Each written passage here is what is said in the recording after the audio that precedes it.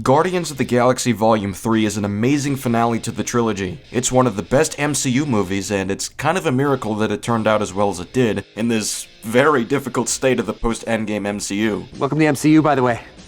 You're joining at a bit of a low point. But then I came across the stream from EFAP, and sat through all 8 hours with my friend Ster. Say hi, Ster. Hello. We've both seen it all, where they tried to argue that the movie is a disaster, and is around the 2 or 3 out of 10 range. Their points really suck. This is the worst review we've seen for Guardians of the Galaxy 3. It's a disaster of a livestream that misses very obvious points in the movie, and makes arguments that can be debunked very easily. I'd like to thank Ster for helping out with the note-taking as well as writing some of the counterpoints you'll be seeing in this video, and for the time being, this is the last time I'll be responding to this podcast, and after you see this video, you'll get a pretty strong idea as to why. Are you ready for one last ride? But don't worry, Disagreement Day will still be open for anyone who wants to debate us on these points. Moving forward, here's a fun game for you to play in the comments. At some point in this video, I guarantee that you're gonna reach a breaking point where you've just heard so much nonsense from EFAP that your brain dies. With whatever energy you have left at that point, comment the timestamp for when your brain officially dies after listening to EFAP, if that's within your capacity to do at the time. I thought it was strange, right? So we're sort of panning around, and Kraglin is trying to get use of his arrow to the point of nailing like a sequence. He's got to hit like a series of targets in a row as like, I guess, rudimentary system of trying to get a good score.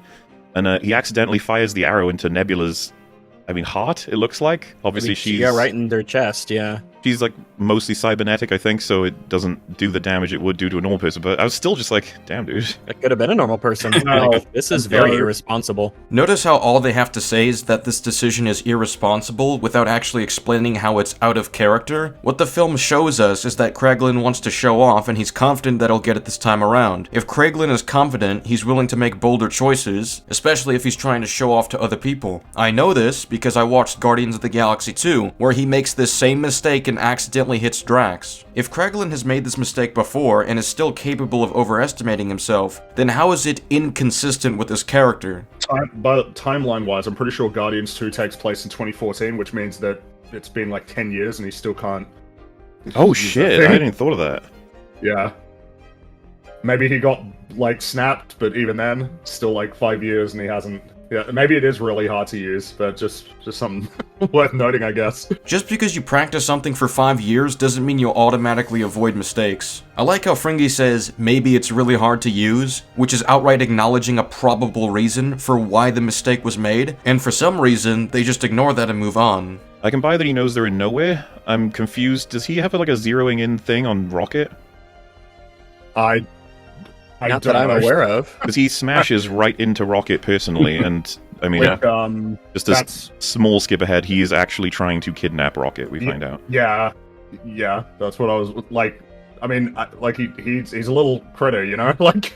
Yeah, I thought it was really strange. Yeah, that should have... Not only is that an incredibly dumb way to try and kidnap someone, you think you just grab them and leave the way you came or something, but you would, you should be pulverized into 1,000 tiny little pieces, because he went through a bunch of walls and stuff. They've established that Rocket has cybernetic enhancements, and therefore has enhanced durability. This same guy can tackle a full-grown assassin who also has cybernetic enhancements. And that same assassin can toss him off a platform that's probably around like 20 feet tall, and he's not nearly as injured as a normal person would be if they took that impact. There's no reason to assume that Rocket can't handle being crashed through walls, and there's no reason to argue that Adam Warlock is stupid because he almost killed him. That's another timeline thing too, right? Like, Adam Warlock was activated at the end of Guardians 2, and he hasn't decided to bank on that. A decade. The post-credit scene doesn't show Adam Warlock fully developed and ready to take on missions. What, did you expect Adam Warlock to just be thrown into battle just as he was taken out of the device? No training? No exercises? You wanted him to walk into a fight with the Guardians of the Galaxy unprepared? Not a great plan. You have this is what's happening, and I don't think there's any lines to account for why Adam's taken so long. I think common sense accounts for why Adam took so long. Basic learning and practice occurs before you actually deploy someone into battle. Any living creature requires this. Somehow, Adam loses his grip on Rocket. He has him in 2 hands, and then he looks over at Star-Lord, and somehow Rocket manages to wrestle himself out. No. Okay, Adam was distracted, Rocket noticed this, Rocket rushed his way out. That's a simple line of logic to follow. All I can really say to explain any of these things is that he's an idiot, and that is canon. It is, yeah. He's kind of an incompetent buffoon. Yeah, he's like a child. He got taken out of his birth pod too early, as we learned, so he's kind of not quite all there yet. Oh, so you mean to tell me that in-universe, Adam Warlock is deliberately and consistently written to be stupid because that's a character trait the film established? I'm just blown away already. This has to be a troll review. That's like complaining that the Rhino says or does something stupid while acknowledging it's canon that he's meant to be stupid. So yeah, It Nebula... helps explain some of his decisions, but definitely not all of them. Yeah, well... Like, I... Flying in and tackling him through the wall, that's just really stupid. Yeah, but it's not even stupid for the reasons you gave. So Nebula shoots him, and he just pretty much, like, she shoots him into a wall, and then he gets back up, he tackles her, and then there's this shot, he goes to punch her in the chest, and they show a shot of her, like, chest caving in, and then he punches her face, and, like, her jaw dislocates, and there's sort of music to match, and especially when I think about it more as time goes on, it's just like, I never know how much I should care about that. Like, when Nebula gets parts of her disconnected or broken, take, for example, because I think this is spoiler-free, there's a part in this film where she is hit in the head and it dislocates her whole neck. Her head, like, falls over. And then it reconnects back up, and it's kind of like a badass moment.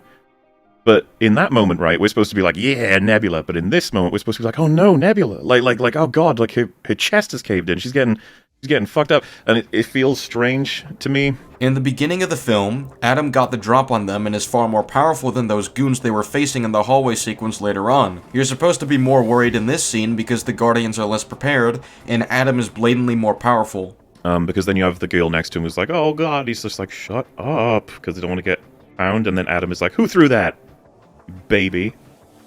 Which, for me, hit really weird. I think this works for a whole bunch of people. The reason it doesn't quite for me is because I was like, oh shit, I hope Nebula's okay. Holy fuck, he ripped off Groot's head. Yeah, because I'm sure you were so worried about Nebula taking blunt force hits that she's capable of recovering from.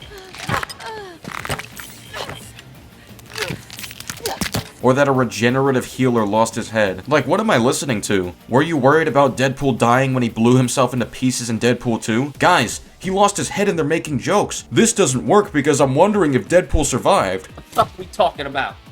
And then it's like... Yeah, but we're having fun. It's like, oh, no, we're not. I wasn't having fun at that point. I was worried We're not about having them. fun. I'm very anxious. Seriously, how are you this anxious about a character with super durability being hit hard and a regenerative healer losing his head? And I think it's so strange that immediately after that, he bursts into the room, Rocket aims his gun at him, and then he shoots Rocket, and it does something to Rocket that, may as well just say to this point, brings him to near death, and the rest of the plot is going to be about trying to save Rocket's life from this shot. Which I don't have a huge problem with, except for that he just got tackled through several walls earlier. Well, and the fact that he just shot him. Why is he shooting him? Why is Adam shooting at someone pulling a fucking weapon on him? Goodbye, sir. I will not even dignify that argument with a response. But also, becomes very, very serious. And that's kind of what I'm getting at. It's like we do this, the funny bit, and it's sandwiched between our characters getting grievously injured, which I just don't know if it works for me. This is consistent with the trilogy's tone. Having characters getting injured doesn't mean you can't make jokes. Wow, Rocket gets thrown by Gamora from a high height. I wonder if Rocket is okay. Wow, Peter just got hit with a blade that Gamora threw. I wonder if he's okay. Wow, Gamora got blasted back far away with Peter's thruster. I wonder if she's okay. Wow, Groot lost 2 of his limbs fighting Gamora. Wow, Gamora gets shocked and Peter gets shocked. Wait, you mean to tell me that these characters can obviously survive this and this isn't meant to be a super tense scene? So Adam is kind of scary at first, and then they do that joke, and I was like, oh, what are we doing here? Well, why can't he be physically intimidating, but also kind of an aloof person? It's less to do Or with whether maybe or not aloof that's- is not the right word, but you know what I'm saying. It was less to do with whether or not that's a possibility. Anyone could tell a joke or be kind of funny. It's just that whether or not you'd say that, because the tonal arguments are very, very difficult to be, I think, definitive about. It's definitely going to come down to the person. But I don't know exactly how I'm supposed to. Would you say that the movie is trying to get me to understand that this guy is kind of an idiot, but also be afraid? Yeah, I think it's a little bit of both, right? Because when you show me him taking out 3 of the Guardians like that in a way that I'm wondering if they're dead. Okay, again, how are you questioning their survival? You're questioning if Nebula could survive blunt force attacks as a cybernetically enhanced individual, and if Groot can survive having parts of his body chopped off, when this was casually shown to be a non-issue in the first movie. Did you watch it? And this is a nightmare that one of our characters is having.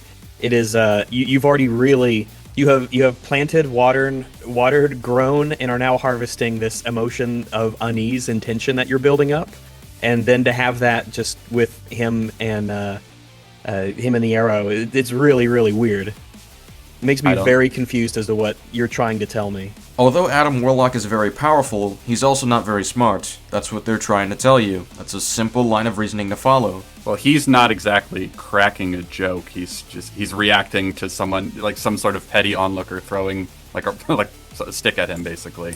It's very, very clearly a comedic moment, not just because of the way that Adam reacts to it, but because. Well, I know it's a comedic moment, but I don't understand what the problem is with the comedic moment. I don't know what else to say. Laid it out pretty clear. So you just laid out your argument in the stupidest manner imaginable. You claim that you're not even sure if certain characters are alive based on attacks they easily could survive. You complain that a movie communicates that a villain can be intimidating and silly at the same time, despite the fact that they're not mutually exclusive, and this is an early point in the story where we shouldn't even expect our main characters to start dying. Guys, Doc Ock is shown to be scary in the hospital scene, but then he says Butterfingers to Spider-Man. This movie sucks. Wait, Loki is set up to be this intimidating force that calls for a response team, yet he jokes around at other points in this movie. This movie sucks. Well, I mean, you also said that the film has planted the seed somehow that maybe you're meant to think they this have is a worked nightmare. One of them. No, I didn't. My analogy didn't end there, which is important. But I think that there's definitely a very, very clear kind of vibe, and a kind of what's the word? Like I guess tone, not to keep overusing it, but there's a very clear tone of like peril, danger, potential death, like Infinity War kind of opening. And to have this just kind of stuck in there when this moment, for what it accomplishes, whether it's being to make Adam seem... I mean, what it's trying to accomplish is a joke, and I think it's very, very misplaced. There are different levels of intensity to action sequences. Your sole references are Nebula and Groot being harmed in ways they can easily recover from. We're not supposed to believe they're going to die, especially this early on. All we know is that someone is after Rocket and the Guardians need to defend him. Okay, so other moments in other Guardians movies where there's peril and danger, but then there's a joke or a quip happening right very close to it or amidst it, are those also bad, or is there something unique about this one? It depends on what specific one you're talking about. Yeah, make a reference. Okay, yeah. So the part in Guardians 2, he just found out that Kurt Russell, he killed his mom, and then there's, he gets stabbed, and then they come in with the ship, and they knock him out, and then immediately, oh god, I don't remember the exact line, but Gamora comes to rescue him, and he says a little quip, a little joke there. I can't remember exactly what I think she says something that relates to, like, you warned him that this was a potential to happen, and he says, really? I told you so? Now? What was it? Hold on. Because I can't remember that one. So Mueller will probably have to... Okay, so just what I need to hear right now. Like, well, I came back, didn't I? And he's like, oh, because there's an unspoken thing, and they kind of are referencing that. It's definitely supposed to be sort of a comedic little callback. Yeah. Who's that? Like, so if similar to what you said, right? That the joke for Adam would be, as far as I'm concerned, in direct conflict with his intimidation. In the same way that if someone who was supposed to be dead threw a stone at Thanos after he killed Loki, and then he was like, who threw that? Baby. And then carried on, I would be like, wow, that was misplaced. First of all, nobody died in the scene in Guardians of the Galaxy 3. Secondly, we do get a joke during Thanos' invasion before anyone dies, where Loki says, we have a Hulk. None of that was out of place. I mean, look, he's not the same character, so he wouldn't call them a baby. This is as much as character. That's true, we have no other information on Adam Warlock yet, other than he's, like, annihilated, like I said, done serious damage that we're supposed to take seriously, but then there's a joke. It's almost like this is telling you more about Adam as a character. Yeah, and it's establishing this is part of us learning about who he is. I don't understand why. When would you say is a good example of a tonal mismatch? Thank you for sidestepping a very clear and direct point that counters your original point. I don't understand quite why this makes you. Oh, I can calm down and relax now. Like everyone, all the characters are still scared. It didn't I mean, have a lot that of people effect on literally me. were as they were laughing at the scene. Yeah, I mean, I don't It think doesn't that's mean hard. it's not tension anymore. Well, so, but I mean, if- what's the limit on that? Like, I mean, could Adam if like? literally- If the release joke the tension. actually undermines the tension in the story. Well, so It okay, is, because just it was quite genuine tense, question: but- could Adam pull out a unicycle, start juggling balls, and going do do do do do? As long as everyone's afraid of him, is that still solid? No, because it doesn't make sense with his character. What if it did? What if it did make sense for his character? Oh, you mean someone like the fucking Joker? If it did, then that could work. It'd be a bizarre choice. But I'm having a hard time imagining how that would make sense with his I'm character. imagining it, and it's making me laugh. That's what I mean. Like, it's I think it's very much unsuitable because of the fact that it like can imply a sense of chill, and that this guy is actually kind of possibly fun and funny. It's almost like he's not the big threat we're meant to take seriously. Drax basically concludes that his ire needs to be directed at Thanos, that like Thanos is ultimately responsible for his family's death. And we never really got anything for that. Nope. I was hoping this movie would as, pull that out. yeah, well, I Address mean, it. yeah. Yeah.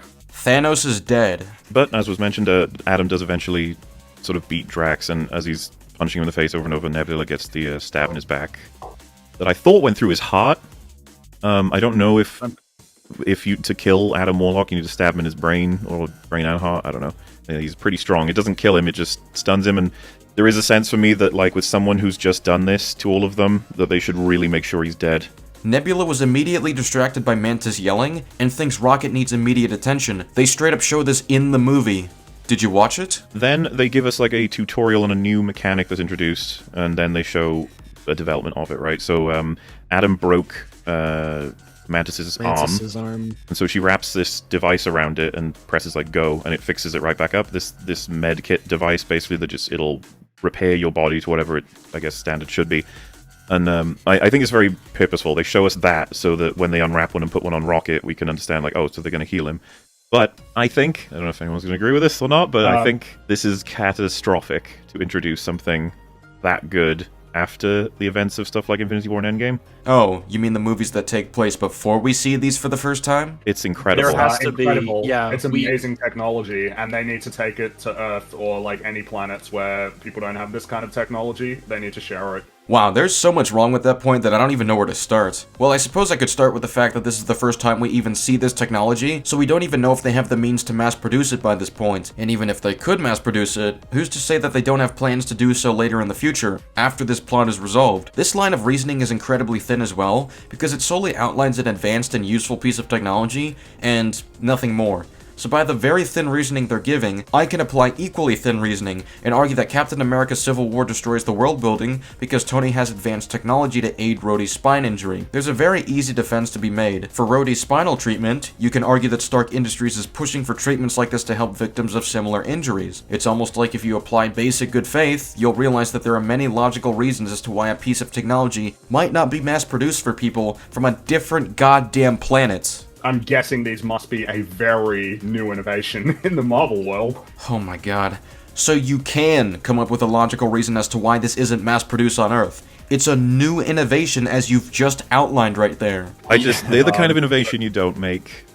You don't want to do Well, that. it's just going to make the world building insanely like complicated from now on. Note the wording right there. Fringy says this will make the world building complicated, but that doesn't explain anything as to how it is bad. Man, you got to share that around. You got to make sure that like Earth gets it.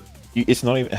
Yeah, because as much as you could be I'll like, say well... Earth specifically, but it should be every planet, of course. Yeah, you might be like, well, who knows what the logistics and distribution are. Yeah, but you've got to address it. You have to. You don't have to address why a piece of new technology isn't on every goddamn planet in the galaxy. Most of us would naturally assume that the technology simply hasn't made it to other planets yet, instead of making baseless claims about how this destroys the world building. Isn't that why we see different technology across different planets? Are you gonna start complaining about how the Nova Corps have different technology from Earth technology? They wouldn't even do this. But if Star-Lord was like, these things work, they're already sorting them out for Earth, or whatever, there's already... Well, just some throwaway line that this is a new technology and they're cycling it around the galaxy right now. It's amazing stuff. But So you need a throwaway line telling you that technology we see for the first time is new technology. Your intellect is as weak as your dollar. Failure is your destiny. You disrespect yourself and your nation. You are made of stupid. You know that it's not going to be something that will be remembered or accounted for in later films. Yeah, and There's it's no not way. even like you can't do that to other writers. It's so unfair. So if a future writer forgets to account for something established by James Gunn's work, it's now James Gunn's fault for being unfair to other writers? What are you smoking right now? How are you guys fans of Captain America Civil War when that movie established nanotech for the first time? Would it be unfair to later movies because the writers might forget to account for this new investment? I mean, it's the same problem that Wakanda has as a society, is that they've got like this incredible tech that could like save lives and that doesn't get shared. You've gotta be trolling right now. There's no way you just compared a new technology, something we have every reason to believe is new, being owned by the Guardians of the Galaxy, to Wakanda's massive supply of vibranium that they've already been mass producing in their country for decades, while also ending the first film by explicitly stating that they plan to use their resources to help the public. How are you actually comparing the two? This is insane. Doesn't Star-Lord, like, rip a bunch open out of a drawer and there's just a bunch of them, too? Yeah, So they look common as hell. Yeah, there's no scarcity. Having a drawer of supplies doesn't make said supplies common as hell. Spider-Man has a collection of web fluid, but you're not gonna honestly tell me that this is common as hell in manufacturing. For all we know, med packs are not produced in mass because they're too early in its production to have reached every single planet by this point. Why is this so difficult for you to infer? They're really cheap, I guess. Oh, and you don't even want to answer the questions of, wait, does this cure cancer? Can this cure, like, anything? And then, like, how does it cure it? And then can we... Come on. Why would you introduce it? Why'd you do this? So you're literally just asking existential questions instead of pointing out actual inconsistencies as to how the medpacks operate. There's no evidence that medpacks can cure all diseases including cancer, nor is it inconsistent for them not to be able to. And questioning how it specifically heals people is not pointing out why it operates inconsistently. You're just asking why the technology works the way that it does. You can ask why things work the way that they do all day, but the fact of the matter is that the rules as to what the medpacks can do are laid out to you, and they don't need to explain to you why those rules exist, because doing so would be answering existentialist stupid questions. How many times am I gonna have to point to the why does gravity exist debate until people get it? No, I think it's good, though I'd want to shelve a conversation for later as to manipulation through cute animals. I'm not going to reveal what my position on that is.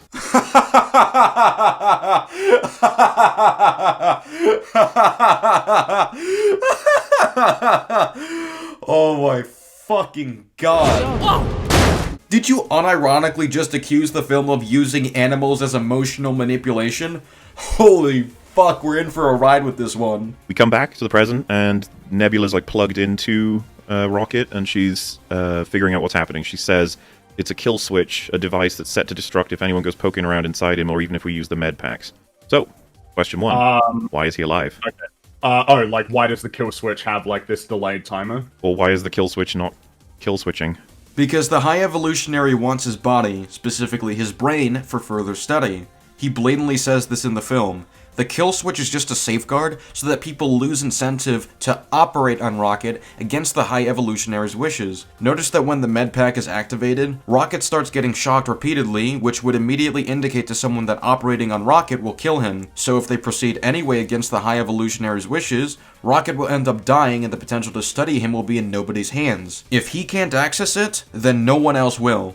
So please explain to me, why the fuck would High Evolutionary design the kill switch so that it kills Rocket immediately, as opposed to allowing an opportunity to keep him alive to possibly be retrieved at a later point? First of all, calling it a kill switch is really bad for this, because that More means... like a slow-acting poison that's been released into... I don't think that's what it is. Okay. I don't think that's what's happening. I'd say... No, I know it's not what's... That's how it acts. Mechanic. It doesn't matter if it kills Rocket slowly or immediately. That is still killing him, which means the name kill switch fits the bill. What I sort of interpreted it as is something that's like, hey, stop trying to dig around in there. You know what I mean?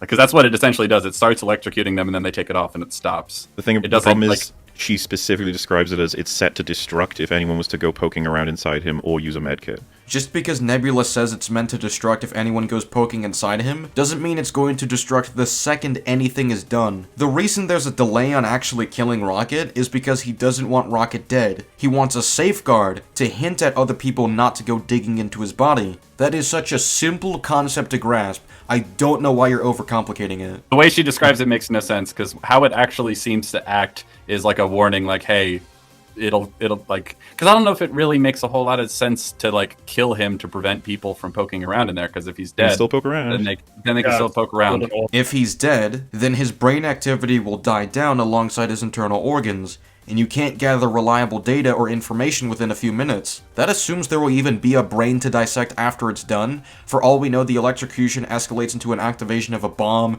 or something that burns the contents of his brain so it can't be studied by others. Would it do this with any medication, or is it a particular level of medication? No, only for medications that require Rocket to be poked around inside, which is what the med packs do. He takes an It's one of my Advil. things that was strange. You'd think that this magic life-saving med pack would be something that specifically does not trigger the kill switch. Oh, you mean the med pack that was only created several years after Rocket escaped High Evolutionary?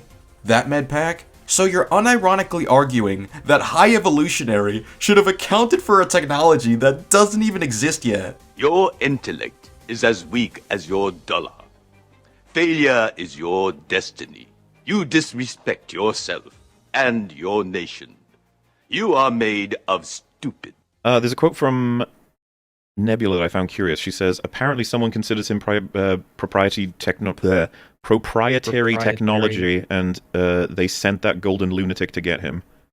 Is that something she read from his biometrics, or something she's just assumed? I think she's just assumed it. Do you think that's a little strange, considering Adam shot him? It's a leap. That's got to be a stretch, yeah. It's a leap, yeah. I don't. Yeah, I feel like that's that's the writer not realizing how much Nebula would know at this point. If he was actually more consistent about trying to kidnap Rocket and get away, and they still managed to stop him, I could see her assuming that. But Adam literally grabbed Rocket. Nebula would have seen Rocket crawling down as if he's just escaped Adam, and he literally says, Where did you go, Squirrel? she knows he's targeting Rocket. And sure, while Adam did shoot Rocket, Nebula did not see the shot, so she would just assume that the shot was probably done defensively. So, they need a passkey to install before they can use the medkit on him, and the only person that they assume will have it will be in Orgo, as part of Orgo Corp, which is the company that's behind making creatures like Rocket. At this point, that's all we know. They say they'll have records, and we may we'll have a way to override the switch at that point. You have, they're not going to give us that information, and it says that's why we're going to break in. I thought it was strange that we assumed that they are just going to not give you that information. So you think it's strange for the Guardians to assume that a company would not give records relating to a device used to fucking kill someone that was unethically experimented on and tortured while under the High Evolutionary's wing? Your intellect is as weak as your dollar. Failure is your destiny. You disrespect yourself and your nation. You are made of stupid. Not only is it super likely that they won't share that information with random fucks asking about it, but the smartest plans take into account the worst case scenarios. There's one question that should come to mind immediately if the Sovereign are an high evolutionary creation that work for him. Anyone think of what it might be? Why didn't they just grab him in Guardians 2 when he was there? Or alert him. Yeah. Do they know that he's looking for Rocket? He is I don't know why James Gunn wrote it this way. He's explicit that he's like annoyed at them for not having alerted him about this for years. Yeah. The High Evolutionary believed Rocket was dead, so the Sovereign wouldn't actively be hunting down Rocket by the point of Guardians of the Galaxy 2. Additionally, they were making a deal with the Guardians to help preserve their Annulax batteries. Or Harbulary batteries, whatever the fuck it is. The Sovereign saw a benefit to allowing the Guardians to operate, and the leader even implied she wanted to bang Peter Quill. For academic purposes. I would be honored. You mean to tell me that there are people out there willing to prioritize their own interests over the interests of the boss they're working for? Insane idea. That's right. But I then thought, that doesn't even make sense, because fucking Rocket Raccoon and the Guardians are famous. At a high profile, yeah. And Galaxy Saver. It would be, I mean, it has to be, right? Knowledge that they're on Nowhere. And that presumably they've been there for a while at this point. First of all, it's only in the third movie where the Guardians are stationed on Nowhere as opposed to constantly moving around in the prior two movies. And it's in the third movie where they decide to go after the Guardians. I wonder if there's a connection there.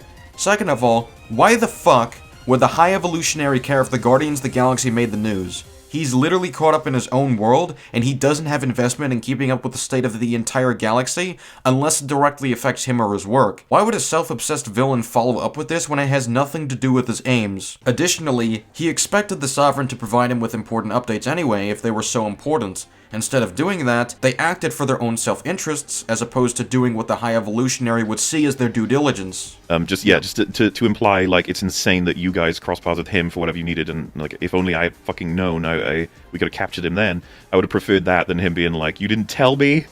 And she doesn't address that. She's just like, It's like, well, okay. I mean, yeah, she doesn't address that because the High Evolutionary caught her acting dishonestly behind her back, and she doesn't have a defense for herself when called out. You wouldn't happen to experience that kind of thing yourselves, right? Because remember, they tried to kill, like, Rocket after he stole their batteries, so...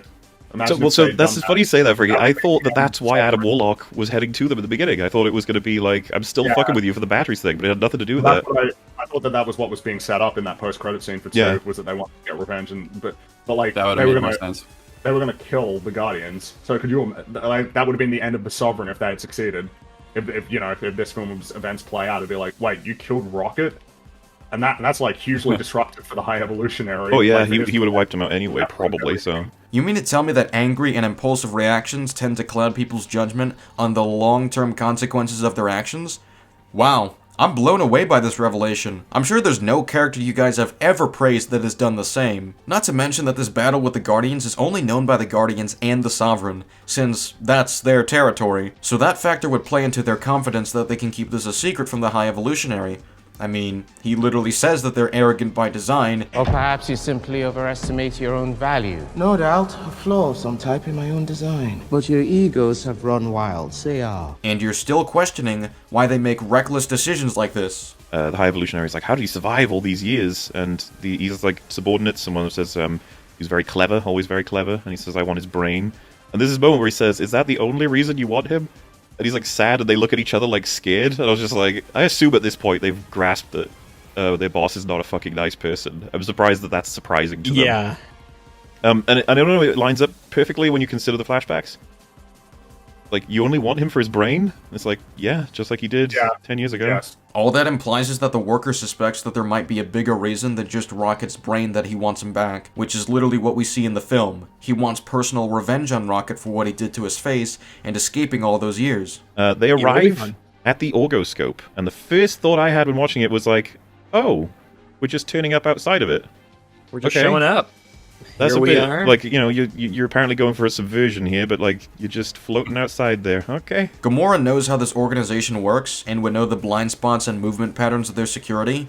So yes, they are showing up, but in a tactical manner as opposed to rushing in like you're implying. They say, like, it's not going to be easy to break into this place, and he's like, doesn't have to Yes, be it easy. will. I was a professional thief, remember? I'll just jam the signals. That's some weak writing, James. Hey James, it's weak writing to have a character explain exactly how they'll bypass security measures to explain how they'll bypass security measures. They move through there's 3 shields around the Orgoscope, and they start moving through the first one, and I don't know how to describe it. It's like pushing in on a big bubble until you slip past it. And Yeah, it looks like it more like it breaks and changes colors, and it becomes visible, and it seems like the kind of thing that would be very noticed. Well, you only have to look would outside. alert someone, You literally maybe. just have to look outside. That's it. I think I So was not even.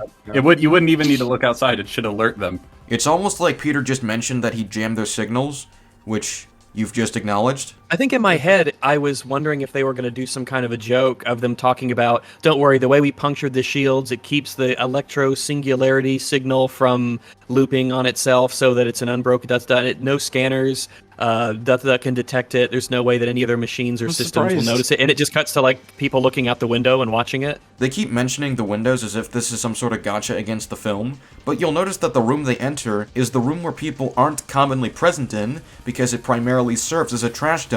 On top of this is literally a risk they have to take in order to get to this part of the ship. What other plan should they have gone with in order to break in? Like that. I legitimately thought that it was too easy because it was a trap. I think that's a reasonable conclusion to I come wish to it was because a it's trap. incredibly easy. Me It's too. just so easy.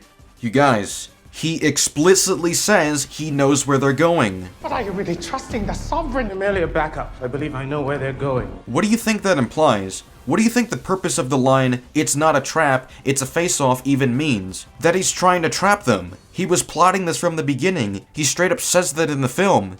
Did you watch it? Mm-hmm. And especially because he just said, "I think I know where they're going." So you acknowledge the line and you don't see the answer. Oh my god, dude. Yeah, so exactly. I was like, crime to think, okay, he's lying in wait for them. So what he did in the movie. Suddenly we care about how long it takes for information to travel in the galaxy. Yes, suddenly information in the galaxy is delivered more efficiently to High Evolutionary when High Evolutionary has grown investment in said information. Wow, what a crazy concept. So Mantis sort of sums up this conversation by saying, "You're upset because so many people have left you, but you left people." I'm not a fan of this. I'm not sure if I believe it's something she would say, but I don't like if it's an attempt at a point from the film, because it's he's talking about people who've died in his life and how much he made a point about how people die around him, and then she's like, "Yeah, but you ditched your grandpa." Well, that's a borderline disingenuous way of framing what she said. Mantis did not say, "You ditched your grandpa" in a callous, rude manner. When she first brings it up, she presents it as a question. You had family on Earth, and you never wanted to go back to see them? And you'll notice that Peter Quill starts being a dick in response, which is the sole reason she responds more angrily. Oh yeah, he was upset. My mom died, he screamed in my face, he pushed me out of the room. What are you talking about? What? I'm talking about the people in my life who died, you're talking about this? The point of her bringing up his family on Earth is to give Peter a healthy way of moving past his losses in his life. The intention is entirely constructive. Not everybody around him is gone and he still has a chance. He doesn't have to lose his family on Earth because he still has agency to reach them. Do you think that was meant to have anything to do with the big revelation of the Guardian special? Like in terms of her being his sister? Do you think that there's an argument to be made that that's what's motivating it? I don't know why. I've kind of wiped it from my memory, the Christmas special. Yeah, I don't know why either, considering you're making a review of Guardians of the Galaxy 3. Well, she knows that she's Peter's sister, and right. That's something that she wants to come forward with, and presumably she's held onto it for a long time, and she feels that it's been beneficial to, like, actually sort of embrace that familial connection. Maybe that's what's motivating it. Wait, there's brother and sister? You know? They are brother and sister. Yeah, Mantis is Peter's brother. Because of ego. I'm sister. Okay, I was about to say, I didn't know about this, but I guess ego would sort of make that, happen. Okay. In that case, I think maybe I could be argued into believing it's something she's said that's a bit clunky, and that's a better justification, but I don't like it if it's supposed to actually be a valid point. Okay. It is a valid point. He did leave his family behind and he chose to run away from his past. You don't think there's a valid point to be made about staying connected with your family? Isn't it? I sort of felt like it was just, like, I mean, it's clunky the way it's written for sure, but that she's inviting him to consider that, like, you still have family there, and that, like, not that he's like a bad person for leaving him, but, like, you've lost a lot, but there's your grandfather, and you could go be with him if you wanted to. You know what I mean? I think so the way maybe that I misunderstood, because my impression with combining "if I hadn't been drinking, maybe Rocket, I'm so sorry," with "everyone around me dies," I thought that what's happening right now is he's feeling intense guilt for not being able to better protect people. I don't think that's anything, like, I didn't get the impression that he's talking about how he wants more family members to be with. Do you think family connections happen to have anything to do with the things Peter can lose in his life? Yeah, and it alternatively might lead someone to take from that he isn't justified in feeling the way he does because supposedly he left people behind somewhere. Yeah, which feels completely clunky. You just made that up. Mantis never said that. You just decided to fabricate a layer to this that makes your point sound bad. When I was watching it, I felt like if I were in the scene, I would have been like, "Mantis, calm down." She was calm. You calm down. Like, it's not appropriate. The fucking guy is talking about how people die around him and he's really upset. You don't, like, and he's blaming himself. You don't need to talk about how he needs to talk to his grandpa because he ditched him. It's like, calm the fuck down. Talking and reconnecting with family can help you through experiencing loss. What is this argument? Maybe I'm not really remembering correctly. Correct. You're not. But the vibe that I kind of get from Mantis, or at least the idea of her that I had in my head, was almost like a therapist, emotional counselor, Deanna Troi sort of character who's able to get in touch with people's emotions and help them emotionally and everything. I feel like if that's the case, it's very inconsistently portrayed in this movie. She experiences your emotions through contact, not mere interactions. At that point, she can only make assumptions based on what she sees. This will be on the lowest part of the list of issues, but why has he gone outside in a spacesuit just to go hey in front of the window? Why do you care? Genuinely. They've captured the ship. He wants to be theatrical about it to add to the intimidation factor, which has always been part of the brain of the Ravagers. What is the problem in doing so? You got loads of Ravager ships, and they're gonna board the Guardian ship. Now, they start to attach themselves to the ship. I thought it was so strange. It's like, wait, are they porting on to, like, actual ports? And then they just come in through the magic portals from the Doctor Strange type magic. One of the members there has a sling ring, and so they can all come in that way. So I was just like, why are you attaching yourselves to the main ship if you just have portals? What are you doing? They can still use the ship if you don't contain it. So the first question you'd have if you've been listening close is, wait, why did they meet past the third shield? Yeah, exactly. They all what in the fucking world? That means that the Ravagers, all the Ravager ships got past the 3 shields. Yeah. And nobody noticed. What the fuck? Why even do it like that? It makes no sense at all. You see, that's just how good the Ravagers are, too. Correct. The Ravagers, who've literally trained Peter all these years, would have similar capabilities as Peter. I'm so glad you pieced that together. That's just how good they are. They're so talented. This is what they do for a living. They're really good at it. They trained Peter, who just bypassed the shields, and you're still unironically questioning that they're capable of the same goddamn thing. Why all of them? Why is there so many ships and so many men when the whole thing they're giving them is going to be information and some suits? It's dramatic this way. It's more dramatic. Correct. It gets worse than that, actually. The Ravagers move in packs. This is how they operate regularly. Covering the why are there so many of them, covering the why would they meet there. You don't even have to, like, do the whole why didn't they meet outside the shields. It's why didn't they just portal? Who needs them? You don't even need to move your ship. And before anyone says, like, well, they'd have to be able to, like, see it, right? It's like, no. No, totally not. No. Nope. Okay, but you need to prove that. Prove that this specific magic user doesn't need to see where he's going in order to portal there. They are the most overpowered, like, individual mechanic, I think, in the MCU. Okay, first problem. This is not Doctor Strange magic. If you look at his hands, you can clearly see that he doesn't have a sling ring. Secondly, when has Doctor Strange ever been able to open more than one portal at a time, like we see with this magic user? On top of this is magic practiced on a different planet. It's not even derived from the same teachings as the Ancient One. Funny, because they made this exact same fuck-up with Deadpool and Wolverine, where they unironically argued that Cassandra Nova's sling ring should work the same as it does in the MCU, when it literally comes from a Doctor Strange variant. On top of this, in Doctor Strange, the Ancient One states that they draw energy from other dimensions in the multiverse. We harness energy drawn from other dimensions of the multiverse. There isn't a singular way to use magic, considering there's an infinite multiverse to pull from. This point is so broken on so many levels, and we're only 25 minutes into the actual movie? God damn, what are we in for next? They all board, they all come in. Drax is about to, like, start fighting with them, and they, like, calm down, like, don't do it, and then Nebula says, we have an appointment. They say, with who? The Ravagers say this. With who? Gamora is not great at distributing info. There was a Neither is Nebula. In the line of... First of all, Gamora states that they arrived early. You're early. If they arrived early, they're not gonna know what ship it is. It's gonna seem like some random other ship. And it doesn't matter if they did, because I can still prove this is within how they operate. Part of how the Ravagers operate is through intimidation, and Gamora wants to make it clear that she's the one calling the shots here. She knows they're not going to just kill them off, so it's not a hindrance to the deal at all. Communication's really important. But this is more dramatic, though. How do you think people behave when they want to control the situation through intimidation?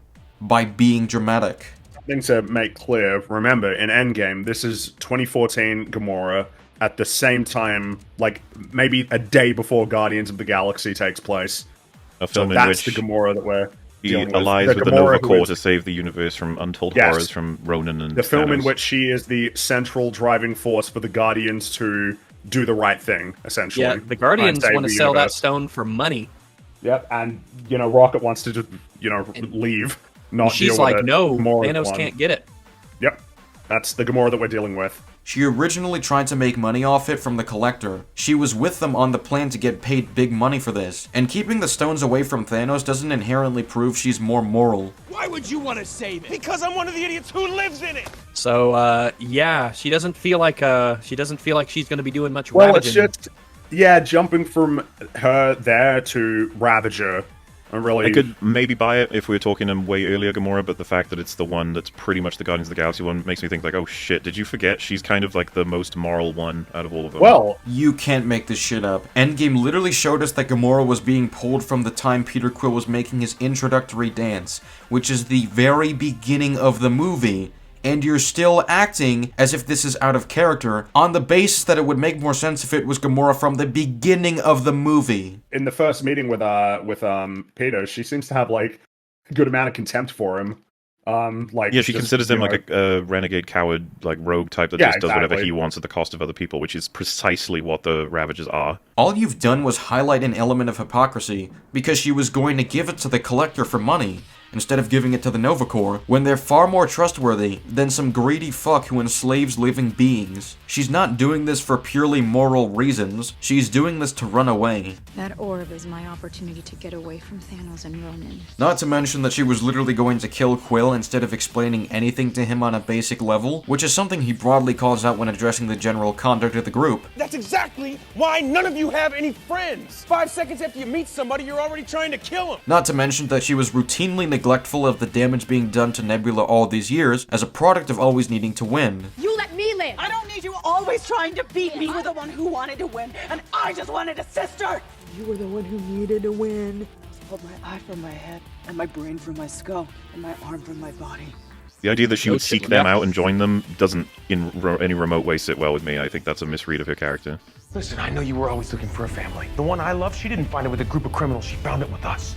Notice how Gamora from Endgame didn't meet with the Guardians of the Galaxy yet, and even in Endgame, she already views Quill as kinda pathetic and isn't interested in him. So if she meets with the Ravagers as a means of finding purpose alongside a family, and is influenced by them the more she spends time with them, then her character change does make sense. Oh yeah, he says that you're searching for a family.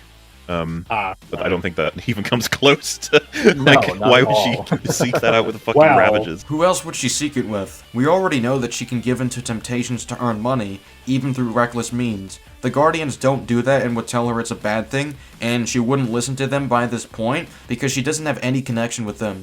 And again, her experience with the Ravagers would have brought her closer to their agenda. We only see her years after Endgame, and I don't know why they're assuming the only code the Ravagers have is against harming kids. That's simply the code they mention Yondu breaking. I'm pretty sure to have a functional organization, you need more than one code. Why didn't Nebula tell them this was happening, so that they could either discuss it or prepare for it? And the answer that's given is, she said, because you would freak out, and then Star-Lord says, they're really freaking out now. It's almost like when there's an inevitable and undesirable outcome, people tend to put it off instead of getting it over with immediately. Because I didn't want you to get freaked out. Freaked out, like that.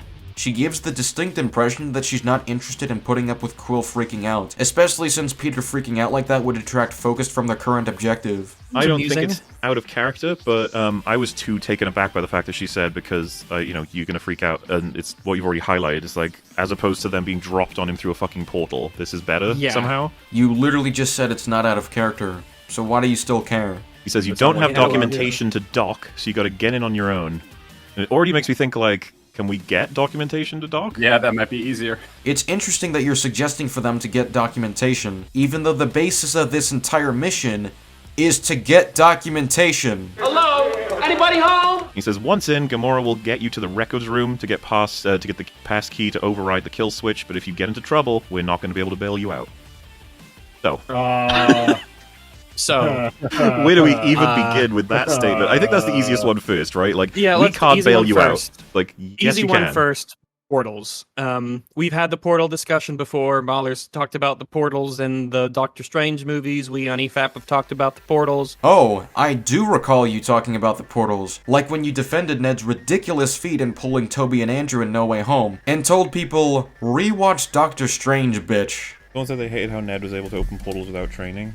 He has to try quite a few times, and in Doctor Strange they do establish it's less to do with like some kind of mechanical muscle you're doing. It's more so like, I can't remember what the Ancient One says specifically, but much more about wanting it. Which is that you have to let go or something, right? Yeah, because she puts him in like the Himalayas or some shit, so he has to open the portal to save his own life at that point. So that's how she gets him to do it. It's not like, you know, you're doing a punching bag for 10 weeks and then you can punch better. It's like literally just a matter of your mental state. and Ned really wants to see Peter. Well, Strange was skeptical, that's why. Where Ned wasn't skeptical at all. The magic.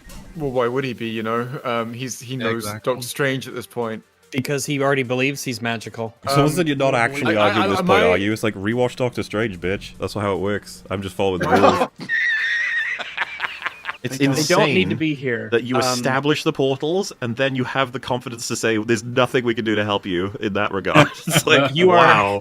Again, this is not the same as the Doctor Strange magic that can bring you to someone's location by just saying their name. You're just assuming it is in bad faith when the actual stupidity is present in No Way Home, which you defended. You know, Friggy, what would be the use of portaling if they didn't know what room to go to? Oh, they do know what room to go to. Oh my god. Okay, let's entertain this. First of all, this requires the magic user to pull up to the window in this giant ship in order to get a visual to portal them into, but arriving with this big ship increases the risk of drawing attention, so that's dumb. Now you could make the argument that this magic user could wear one of those spacesuits and arrive with the Guardians, but if he did that, then he'd have to create a portal from space, which would create a vacuum that sucks out objects and oxygen in the room, which is a terrible way to sneak into a place. I thought that there would be some kind of plan that this biomass that's their facility would feel pain. You'd think that would be an element of it, wouldn't you? Yeah, you wouldn't just cut through it, but it's almost like it's a defensive thing. Like, oh, it's experiencing pain. Something is damaging the outer structure. It's kind of like, like the reason we have pain, to let you know something's going wrong and needs addressing.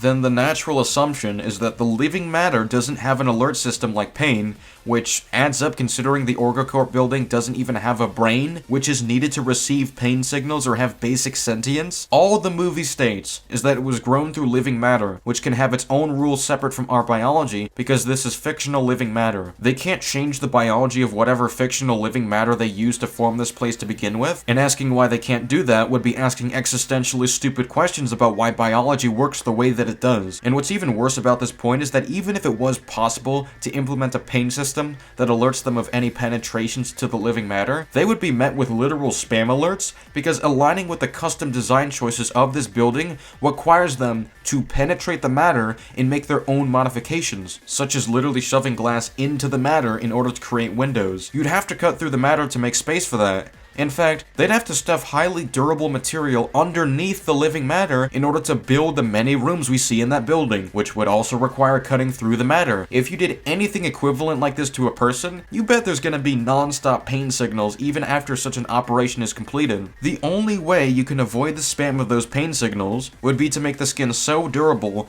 that it's invulnerable to simple cuts to the matter, which means the Guardians cutting through it would result in no alerts to anyone. This point is so ridiculous on so many levels. Peter presses a button that matches the color of Gamora's suit with the intention of trying to talk to her, and he says, so you really don't remember anything? Which I thought was a weird way to start. I'm just assuming someone has explained to him how it worked, right? There is nothing for her to remember. Yeah. I feel like Rocket would have, walked him through it. So it just feels weird that he's like, you don't remember anything? Mahler, it's a conversation starter. That doesn't mean you should take it so literally that you interpret it as Peter Quill actually thinking in his head that Gamora got mind-wiped instead of being from the past. It's a transition into what there was to remember from his Gamora. She contacts him and says, something weird has been detected. And then she says to him, I'm going to check the camera. I thought that was so fucking weird. So you thought it was weird that she sent people to deal with the problem, then decided to look at the cameras to give them additional information on the problem. Your intellect is as weak as your dollar. Failure is your destiny. You disrespect yourself and your nation.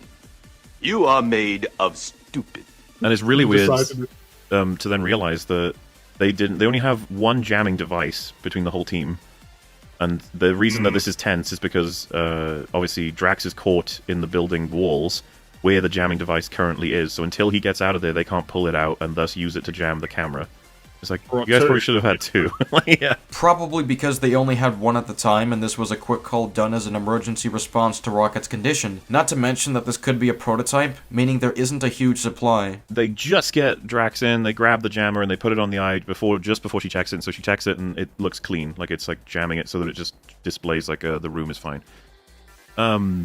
And then they're like, oh shit, we have to get rid of our spacesuits before they come in and check, because they've got they've got their engineer garb, right, which will pass them through basic like checks, I guess. But their spacesuits would be, if you saw them, you'd know that they're not friendly, I guess, because they're not the organ. You'd be like, why are you wearing spacesuits here when there was a potential puncture? And so the question, why aren't they using the vacuum sealed tech that they had in Guardians 2? The spacesuits are for emergencies, so if the Ravagers did have those, they would have saved them for themselves. As for why the Guardians of the Galaxy don't have the spacesuits or other resources like aero rigs, they use their money to establish camp at nowhere, and this put them on lower funds. They aren't prepared for big space adventures like this. Oh, someone just said, where's Star-Lord's helmet? What a great fucking question. Yeah, it's gone. Probably because Peter Quill was in a hurry to help Rocket and bring him to the ship, and was in a heavily drunk state of mind, so at that point he simply forgot to bring his helmet in the heat of the moment. They're also going to get equipment from the Ravagers anyway. So, by the way, because I saw someone mention this in chat, and I think it's worth bringing up, that in the Guardians Holiday Special, their ship goes invisible.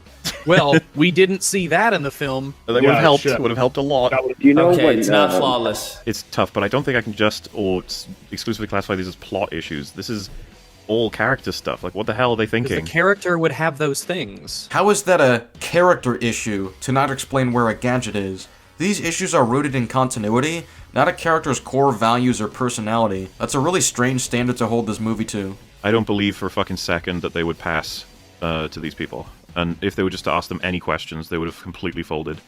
Yeah. They don't. Can I see your ID so I can tell them who was assigned to the maintenance? Why would they know what the real workers look like? You don't memorize every employee's face at a workplace, so seeing an unfamiliar face would just be registered as an unfamiliar employee. And he doesn't need to check for an ID if the presumption is that if you're in this building, you used an ID to get in. And they don't even suspect an infiltration. They think it could simply just be a glitch or an anomaly. Well, and it's even worse. He's on fucking call with the security lady who now knows he has entered the room, and she would see nothing. She's not on call with him. She has to touch the ball to get his attention, and once she lets go, she hangs up knowing they're going to deal with it. It's like, you see, from his POV, it is all clear, there's nothing to worry about, but from her POV, she'll be like, all clear, he means there's nothing wrong. When, of course, he would report, oh, one of our satellites fucked up and burned a hole in the wall, and we got 5 engineers in here trying to fix it. And then she'd be like, what the fuck are you talking about? There's no one in the room. He says all clear because there's nothing actively damaging the ship, and all that's left is the hole that can easily be fixed on his behalf without having to alert the security lady about it. So once they leave, then, they, it's realized, like, oh, fuck, the space suits are floating outside. And, everyone sees that, recognizes it, and everyone's like, oh no. And then Gamora says, you put it in the contamination bin, it expels everything outside when you close the door. And I'm just sitting there like, bitch, you put yours in there too. Thanks, Captain Hindsight, yeah. Like, what the fuck? Like, everyone's mad at Mantis for this, but I was like, you all put it in there. Yeah, so... exactly. Gamora is being a smartass about it because she doesn't want to accept blame. She wants to be seen as the more competent one on the team, and is looking for someone to blame, which aligns with her character in the first movie. I'm gonna die surrounded by the biggest idiots in the galaxy. Meanwhile, this was actually Rocket's plan, and she isn't the one doing all the work. People are mad at Mantis specifically because this was her idea, so Nebula assumed that she had some idea of what she was doing, and once it was made clear Mantis wasn't, Nebula felt misled by this. First argument is, how could you pick on Mantis when all of you made the mistake? And secondly, what else could you have done? There's nothing else in the room. People can have angry reactions before they fully assess the situation. What they know right now is that Mantis is the one who directed them to do it, and they had to make a choice on the spot that led to their spacesuits being lost. They literally show that in the scene. Did you watch it? What they should do is go grab, we know Nathan Fillion's character, they should have had Mantis hold his hand, or even, they're like, oh, there's something on your face, hold it and go like, you are, whatever Mantis has to say, you're completely in love with all of us, or you respect us so much you'll do everything we say, that sort of thing, and then just start infecting everyone on the ship. Wow. What a supremely stupid idea. Yeah, let's just casually mind control this one guy in front of this group of people actively involved in the conversation that would see and report this as soon as they saw it. What a stupid, counterproductive idea. Your intellect is as weak as your dollar. Failure is your destiny. You disrespect yourself and your nation.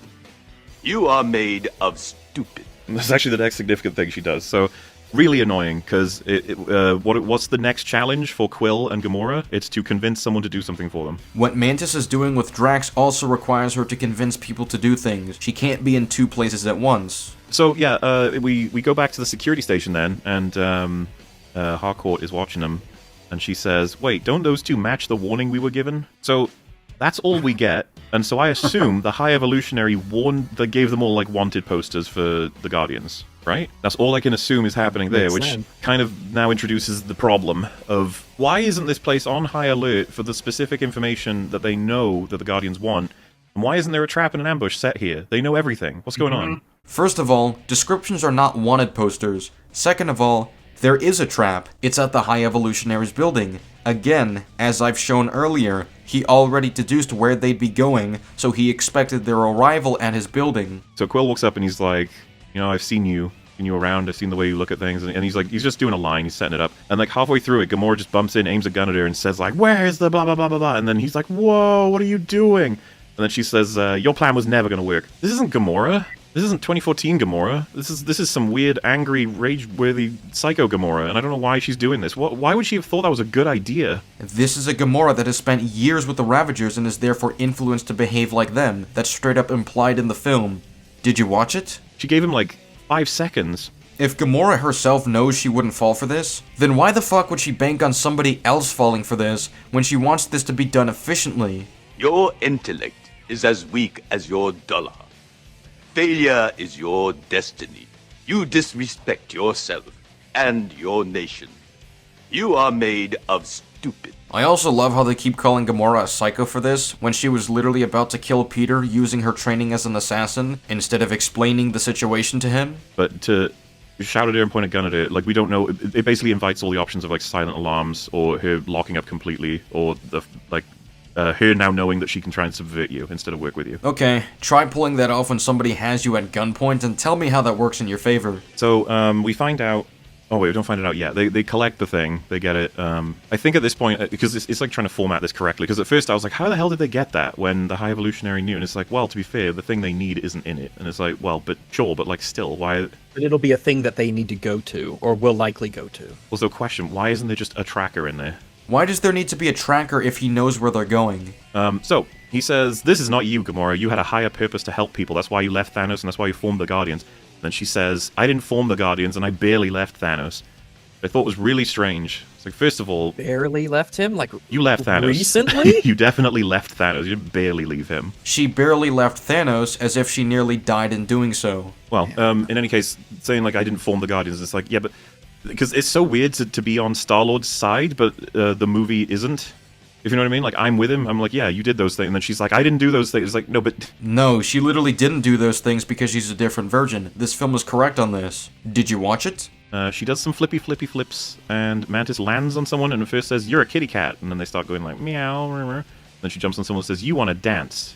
So he does. And then she jumps on the third person and says, you want to shoot with rage. And then they start spinning around, just firing their gun, and it starts hitting. Didn't she say like a violent psychopath or something like that? Violent rage. Violent rage. The third one is not like the others. Yeah, one of these things is not like the other. It's not incapacitating one and having them do their own thing. This is Mantis, like, shoot indiscriminately a great deal around. All three of them are absolutely idiotic. I know they're funny, but why wouldn't she grab them and say, you love me and want to protect me? She feels the emotions of the people she puts effects on, so if they get hurt, she gets hurt too. That's why this isn't her first resort. She saves the violent rage for later because more of them are showing up, which would result in an escalation in force. All she has to do is just keep jumping, and asking them to protect her and go after the others, and eventually she'd win. That's also why she does the violent rage at the end. It saves more time as opposed to jumping on them one by one. And then she says, kill the one that looks like a carrot to show them we know business. They already did kill one, just now. So if you kill another, you further demonstrate that you mean business. They get into an elevator, they're heading down, and Star-Lord says, we used to be in love. She was my girlfriend. She doesn't remember because it wasn't her, because her dad threw her off a magic cliff and she died. And then I lost my temper and nearly destroyed half the universe. And she came back out of the past. There she is. Everyone else who died in the past stayed dead, but not her. Why? Was it the magic cliff? I don't know. I'm not some freaking Infinity Stone scientist, just some dumbass Earth dude who met a girl, fell in love, and that girl died and then came back a total dick. Is this the first time we have Peter acknowledging that he stood in the way of essentially them stopping the... Yeah, I feel like this is not an appropriate way to talk about that. It's so interesting for me to think about, because you're absolutely right. The amount of emotional weight that is in this speech, when you really think about it, that has not been dealt with or talked about, this is part of the many things that make me think, like, man, Guardians 3 could have been so much more. Could have been, yeah. Because I don't recall Peter ever talking about the Thanos thing. This seems to be his first time referencing it. Mm-hmm. And yes, I understand he's kind of like in this weird, desperate situation talking to Gamora, but it's been years for you to kind of process all this, and it's the first we're seeing of it. And it doesn't quite feel fair, kind of to the audience to not get that sort of understanding and payoff. Especially because it's weird that it'd almost be better if he didn't mention it, so that we could assume that he'd gotten over it in some other way, or there was still some closure that he needed to work through. I mean, it should have been a big element of the film, period. But I feel like this is, sometimes it's better to not shoot than to miss. As far as exploring Peter's struggles, this movie isn't focused on what he did to allow Thanos to win. That is being overshadowed by the loss of his Gamora, as that is more personal to him and a more permanent consequence to his life. The fact that he said everyone else stayed dead but she didn't, it's like, no, they're all back. Peter says everyone else who died in the past stayed dead. That means people like his mom and Yondu. He isn't thinking about the people in Infinity War and Endgame. He's thinking about his personal losses. And he convinces her, and so she does. And she says, okay, here's the speaker or whatever, say what you gotta say, your piece or your truth, whatever. She says something, and then he says, I didn't need to speak to them, I just wanted to get into control of their suits. And he moves the thing away and then starts typing. And I was like, first of all, this is the lesser issue. I was just like, probably could have just threatened to kill her and she'd do that, I imagine. It's worked before, but... I'm so sorry about this. Listen to me, this is not the kind of thing we do. They very clearly establish in this scene that Peter isn't okay with the threats of violence to get people to comply when they could be innocent. They straight up say that in the scene. Did you watch it? He asked her to sign him in so that he could speak and they would hear him. What she's done is sign him in so that now he has full control over their suits. It's like, okay, those are the same... I don't even know why there is full control over their suits. In really weird. Like Peter needs access to the system to speak to everyone. The suits are connected to the system. This isn't hard to understand. The suits being connected to the system adds a layer of safety so that anybody who's about to fall off for any reason can be saved by the anti-gravity feature. This also helps control anybody who goes rogue for any reason. He sets it, and he very smugly is like, there you go, my plan worked, and Gamora's like, ugh, and then they both leave the room. Ratcatcher's still in there. Yeah. But she could just undo what he did, and then all of them go back to the same position. I was just like, fucking hell. Yeah. First of all, if she undoes that, then this can easily get people in the air killed. Secondly, she knows exactly what's happening the moment she undoes that. Peter can just come back and force her to do it again. So what's the point of undoing that? Then she said, it's worse than what Thanos did to me. Why? And I cringed out of my skeleton. Me too. Why do you need to tell me that why do we need to compare this to somebody else's suffering? Exactly. I honestly think that was insecurity on behalf of, do the audience know why she's upset? Know? People know. I think that one's for the audience. This is we said this for the least observant people. Yeah. If you haven't watched and don't remember the other films, tough. It's so sad because it's not even just that it's signaling what's happening here. It's that I don't even buy it. We saw what Thanos did to you. I don't buy that it's actually worse. So why? Because now the thought in my head is like, well, actually, was it worse? Like, why am I thinking about that when it should just be? Yeah. It should just be that she's the most angry and upset about what you've unwittingly made this like a contest. The point of the scene isn't to make a contest out of their suffering. The point of the scene is to show Nebula's reaction to what Rocket went through, and people tend to put more weight into other people's suffering instead of their own. This is quite common when it comes to family and friends. Oftentimes, people will feel more aversion towards harm done to the people they love instead of to themselves. So they figure out he works for the High Evolutionary, and then the description is he creates whole societies, conducting experiments outside of galactic law. Corners of the universe consider him God, the Zeronians, the Animan, and the Sovereign. Like, yeah, we know them. They didn't mention any of this in the second movie, though. No, they didn't, because there was probably a much different plan. Yep. At that point. The High Evolutionary wasn't relevant to the first two movies, so there's no need to bring him up. Yeah, they say, if we find him, we can save Rocket. And then the background Mantis says, I have the High Evolutionary's coordinates. How'd she get those? I don't know. This supervillain wants to trap this group that has something he wants. Within a set of files that he expects them to access, he decided to leave his coordinates behind for them to arrive at his base of operations. I wonder why they'd be allowed to access them. I wonder. And he's like, it's not a trap, because I know it's a trap. And it's just like, oh, man. So, we need to address this. It's one thing if you say, I know it's a trap, but because we know that, then we can, we'll sort of know what to be expecting. So here's what we'll do, and and it fades to black or whatever. If Peter literally says it's not a trap if you know it's a trap, then that quite literally implies the same idea as knowing what to expect. Why do you think it's no longer a trap in his eyes? Your intellect is as weak as your dollar. Failure is your destiny. You disrespect yourself and your nation. You are made of stupid. Gamora says, just drop me off, and then they say, we don't have the time. And it's like, you have time to open a portal. The portal guy can't see where they are. You'd have to organize a meeting with the Ravagers to do this, which they do not have the time for. It doesn't even really make sense to me. I guess the Ravagers left? That is correct. They left to avoid being tailed once the Guardians did their plan. Welcome to a scene where we have a room where Nathan Fillion, Harcourt, Adam Warlock, his mum, and Captured Man and Pet Alien Doggo are. You might be thinking, what the fuck? Why? Is this the beginning of a joke? And it's like, yes. Nathan Fillion says, we found him on the outskirts of the First Shield, pirating supply ships. I just want to die. Okay, sure. That's where he was, doing stuff so that you could pick him up. The Ravagers fucking left, and he stayed to just try and, I guess, pirate supply ships, and then they grabbed him. Fucking hell.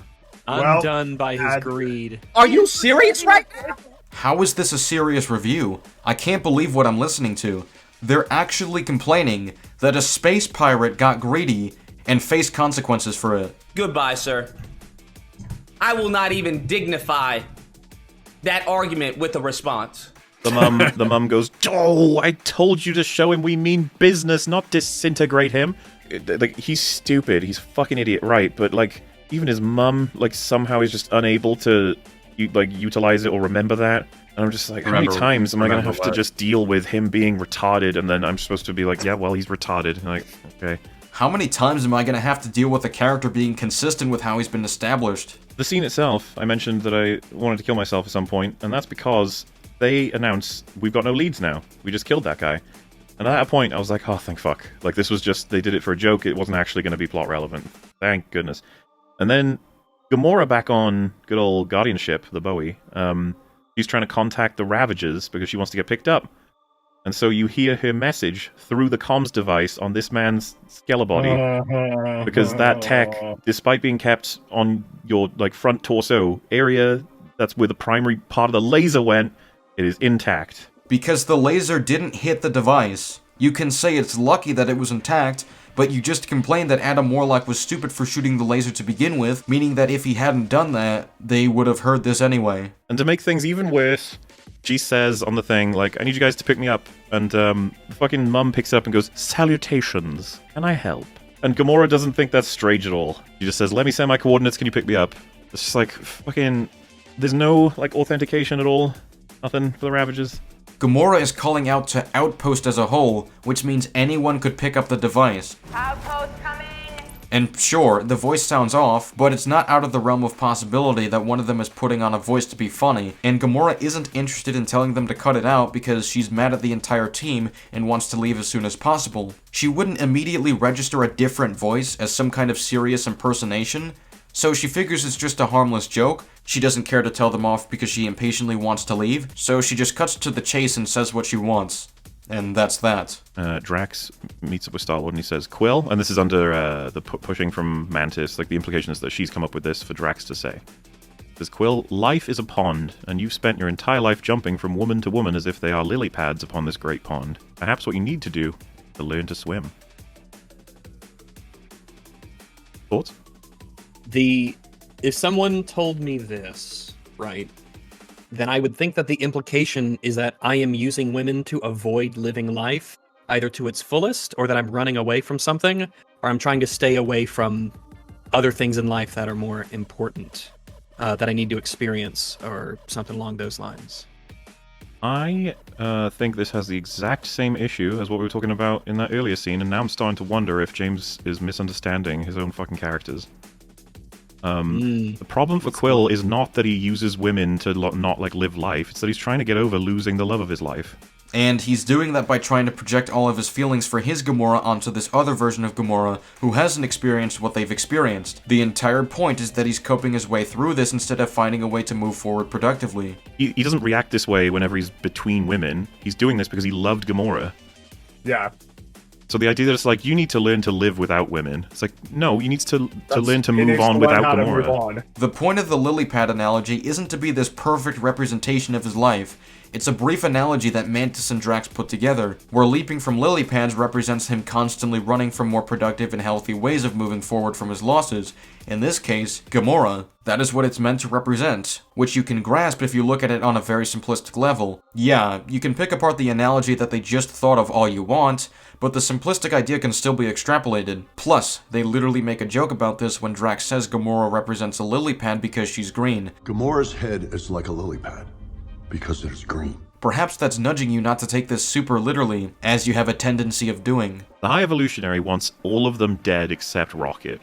They land, and they know they've landed. There's no way that the High Evolutionary misses that shit. No. And nothing then again, is done. Maybe they have security like Org Corp or Fucking so I mean, you know. Nothing's done to kill them, to steal from them, disable them, just nothing at all.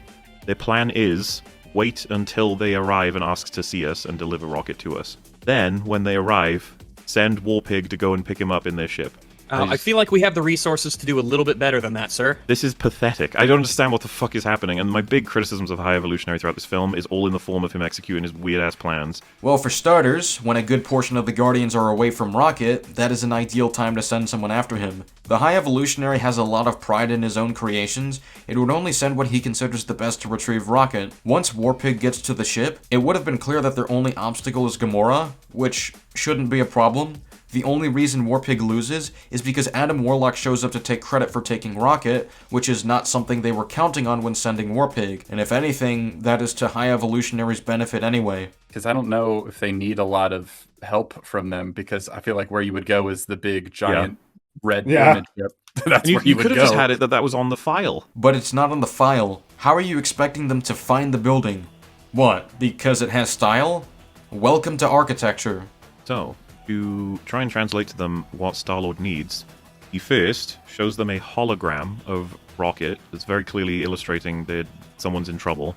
And then, to try and tell them who he wants to see, he draws one of the most fucking gnarly stickmen ever. I get that it's like this is the exact same problem again. So one, I know you had a screen with the guy's face on it. You can't project that here?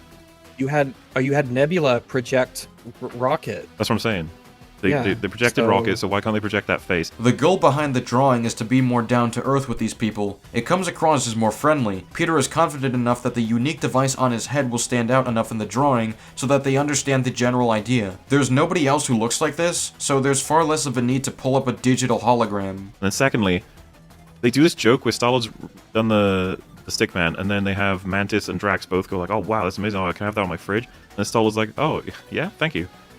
I'm just like, you trying to convince me Star-Lord doesn't realize his Stickman drawing is shit? The drawing isn't even that bad. I can clearly see the device on the bald head, and I know what this is meant to show me. If someone gave me a drawing of Batman and I just see the pointy ears and I see the mouth exposed, I would easily be able to tell that's Batman, even if it's not a good drawing. Do we talk about how Drax hits the kid in the face with a ball?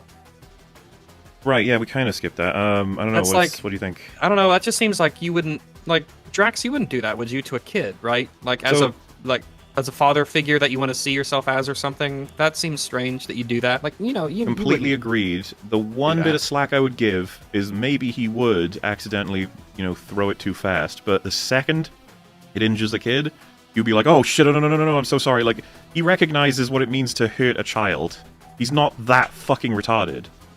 He might have gotten to that, but the situation escalated so quickly that he was being distracted with so many different things at once. When he saw the kid fall down, he wasn't laughing about it. He looked like he was regretful and didn't exactly know what to say. This escalated to a series of attacks that completely threw him off. As Rags said, as a setup, passed his guns over to good old Groot, and so they scan him, and they're like, good, you don't have weapons, you can come in. Nebula, you can't come in, because you are a weapon.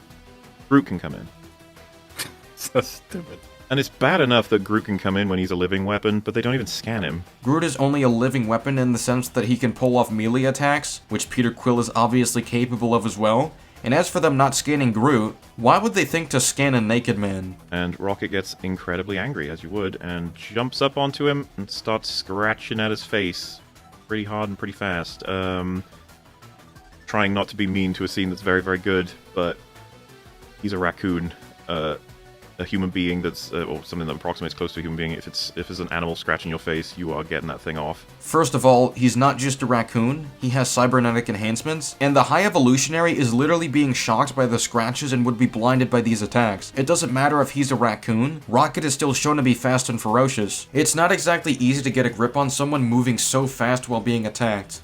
Yeah, I wonder if there is this element of him being so like surprised or like the shock that any one of his creations would do this at all to him, or if it's a result of the like whatever the rest of the physical cybernetics are. I don't know, but yeah, that was my thought. That he's clearly not just a raccoon, right? In terms of strength and physical prowess. I don't think we've ever been shown him to like be so weighty or strengthy that people can't just pick him up. Weighty, no. I'm wondering what's going on with his like the arms, because they're not like normal raccoons. Oh wait, maybe you're not understanding me. The High Evolutionary doesn't do anything with his arms. If you slow down the footage, you'll notice that as he tries to move his arms, Rocket keeps retaliating. They literally show that in the film. Did you watch it? I know, again, not trying to shit on the scene, but like I didn't buy it when Rocket ran to a ship and activated it and flew off. There's so many reasons why that just shouldn't even be remotely possible.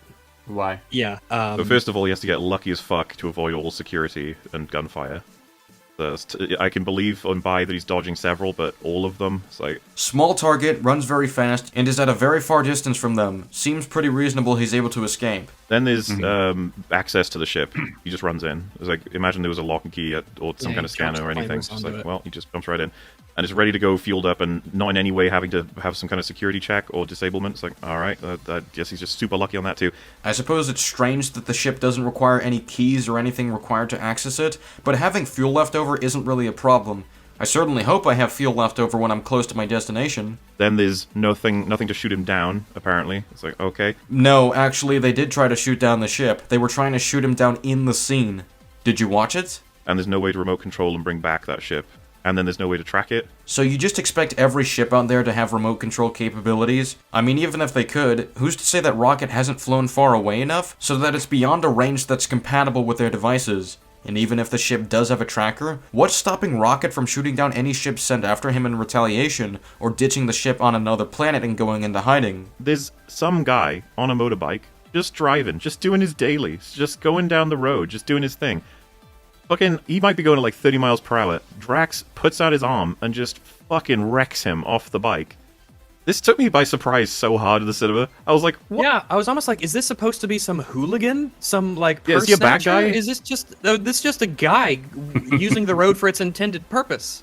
Why did he do that? That's not Drax.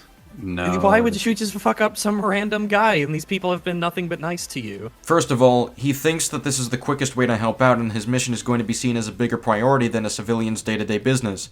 Second of all, Drax figures that the driver will shake it off and will be okay at the end.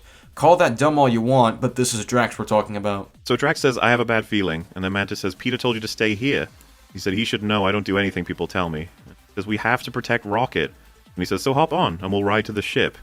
And she looks like, that's not an answer. I got a bad feeling about this. We need to protect Rocket. So hop on, and we'll ride back to the ship. He plans to arrive at the ship to help out because he doesn't think it'll go well for Peter. He literally said that in the scene. Did you watch it? Well, it gets worse than that, Fringy, if you think about it. She's like, okay, I guess if we ride to the ship. Then she gets on, and he just rides off into the distant other direction of the ship. And she's like, Drax! Why don't you just jump off with your crazy powers that you have to, like, jump around and do crazy shit? There's a better option. Why doesn't she just manipulate him to go back? Go back. It's actually fucking infuriating that she feels the need to blame Drax when she reaches Nebula, when she had all the chances in the world to stop him. Mantis only blames Drax in retrospect since they didn't expect the fucking planet to start unraveling. Yeah, but she just didn't really feel like it, and now Rocket is on his own. It doesn't make sense. Like, this isn't a joke. That you don't really trust. Yeah, this is no joke. They need Rocket needs them at any moment. Yep, but he's just there on his own with this Gamora who's not invested in any of this. If Peter's plan fails, then Rocket is lost anyway, and Drax is becoming worried that their plan isn't panning out. That's why he goes to check on Peter. And then the final question: why didn't they just get the ship? Can neither Drax, Mantis, and we know Gamora can't for some reason pilot the ship. That brings Rocket closer to the High Evolutionary. High Evolutionary's plan literally was, as soon as they arrive, no matter how many there are, I'm just gonna go tell Warpig to go kidnap the rocket raccoon. And he's like, but what if Drax was still there? What if Mantis was still there? You literally said earlier on that High Evolutionary should know that they landed. So if he has a way of keeping tabs on their ship, then he would have seen them leaving the ship. What if Nebula was there? Warpig is right there to see that Nebula is not at the ship. What are you talking about? What the fuck are we talking about? Fire all of them niggas. Clean house. Fucking garbage ass team. Star-Lord highlights how is the world perfect when you've got an octopus selling drugs to people with cockroach heads. And then he's like, well, it's not. That's why I'm going to raise it. Which, I don't know, man. I think this is around about the time of the film where High Evolutionary just completely falls off for me. There's a lot of other stuff that's going to happen soon, but... What? He's going to destroy the entire planet and civilization because things didn't quite work out. It just goes too far for me. Be some, yeah, like you're like completely start from scratch because honestly, there's nothing to study here. Why can't you assume in basic good faith that he did his studies before he enacted his plan to blow up the planet? So you're going to destroy the entire thing. How much money and time is it going to take? You know, Remember, you have a whole planet to work with here. He literally says he has done this time and time again. As I've done many times before, I'm going to have to raise it all and start again. There's no reason this should be a hassle in his eyes. He does this regularly and is doing fine right now. He has to study Rocket, that's why he wants him back. But his plan is to study Rocket, so he wouldn't raise the planet in preparation. I was about to say, his plan is to, he's explicit, he wants to put Rocket's trait into the new species of people, and that's referring to all the kids, isn't it? He can create a new species. Those people on the planet are already existing and have developed based on his experiments. It's easier to start fresh than to try reversing irreversible changes to someone's body. Now, you question why he wants to raise the planet when this could affect Rocket, but his plan was to retrieve Rocket from the ship, which he assumes Warpig has already handled.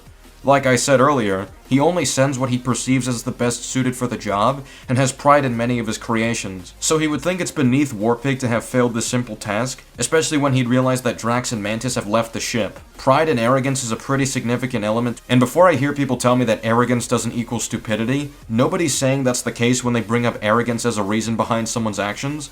We're not saying the High Evolutionary is stupid because he's arrogant. What we're actually saying is that arrogance can lead to stupid decisions, even from people we consider very smart. I feel like that. So I don't know if I'm being misunderstood. What I'm saying is, mechanically, he's going to take Rocket's trait from his brain and put it into this brand new set of people, and that's going to give them what they're missing.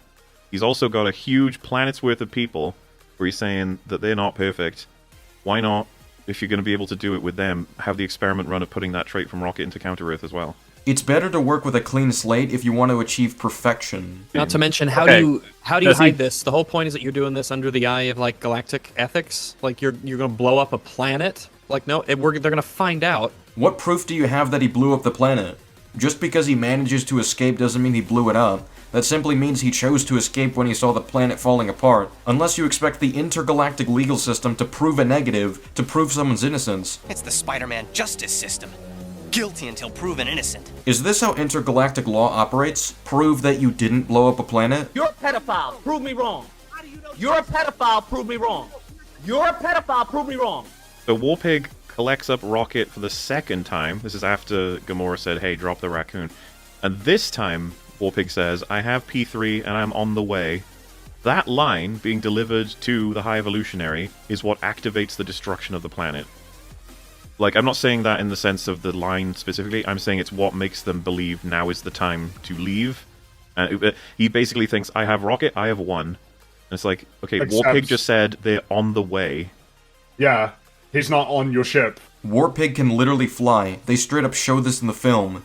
Did you watch it? Maybe someone's asking right now, well, where is Rocket? Rocket has been disconnected from his life support, with apparently lung filling with liquid, and running around with Gamora. She's just running with him like he's a rag doll. When I saw that, I was like, you can't fucking convince me that he's near death, needs life support, and you can just pull him off it, and he's gonna make it. I just don't buy it. Throw him around like a rag doll, yeah. I don't care what you don't buy. How is this inconsistent with anything established? I don't even have to appeal to the fact that Rocket is enhanced. For normal-ass people, they can survive 24 hours when disconnected from life support. When you see Gamora heading up to the ship, she stops because literally about 2 meters away from her, to her right, is a man and a woman, and she looks at them, and they just explode. They get annihilated. It looks like a bomb goes off beneath them.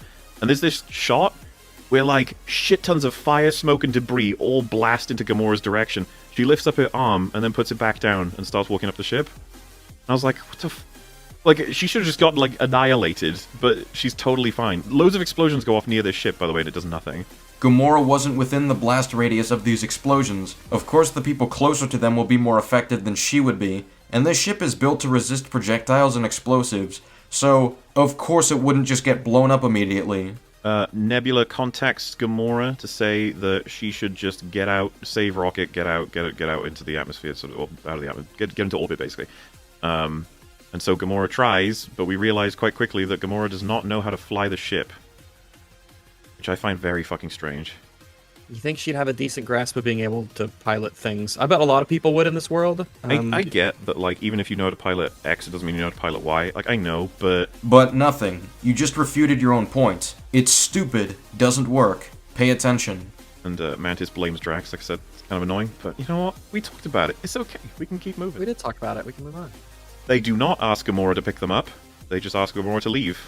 Well, that was really odd, considering they're basically on death's door as well. There's no time. Nebula wants Gamora and Rocket to make it off the planet. She straight up says it in the scene.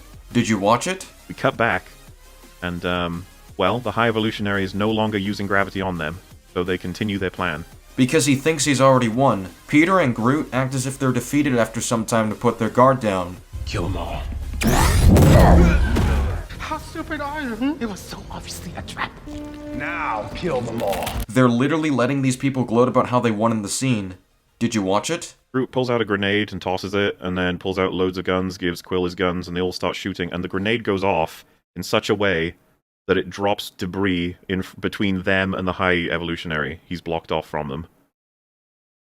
That's So the thing that convenient. happened. Wow. Not sure a grenade would do that, but I guess it could. But boy, It's almost as if the grenade was thrown in that manner so that they would be able to stall the High Evolutionary. And so Star-Lord's aiming his gun at him, he's like, no, please, don't do it, no, don't kill me! And he puts the gun down, he's like, oh, thank you. He goes, a little bit premature, and then runs at him and tackles him, and they go out of the building. Like, it's like a shit. Let's just say they are, like, several miles up in the air. oh yeah, And they're I talked about this on Open Bar, but I'd gotten so frazzled at this point that I was like, of course Peter jumps out of a building. Why not? Isn't it? Yeah, I mean, he's Star-Lord with either his boots, his rocket boots, or the arrow rings from Guardians 2. No, none of that. It's so He funny. has neither. He has neither. But like, what I've highlighted isn't even that. I was highlighting that he could literally take a gun and shoot himself in the head at this point, and I'd be like, he'll be fine. He's gonna figure it out.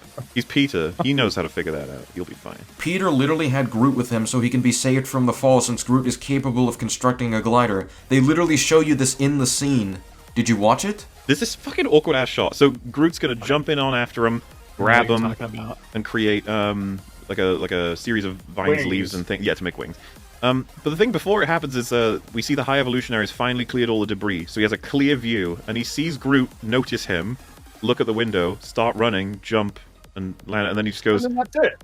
Yeah, it's done in such a way that I was like, It's framed in a way grab where him. like he's gonna grab him. He'll grab him before he jumps out. Like we have like a couple of seconds of the shot of Groot running towards to jump out. He's like, oh yeah, he'll grab him. But no, he just lets him jump out.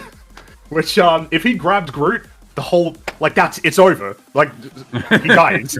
The High Evolutionary outright implies that he thinks their plan is so stupid that it's essentially suicide. Quite a novel escape plan. Jumping headfirst into an exploding planet. You yourself even pointed out how you think the plan is stupid, and compared it to if Peter shot himself in the face.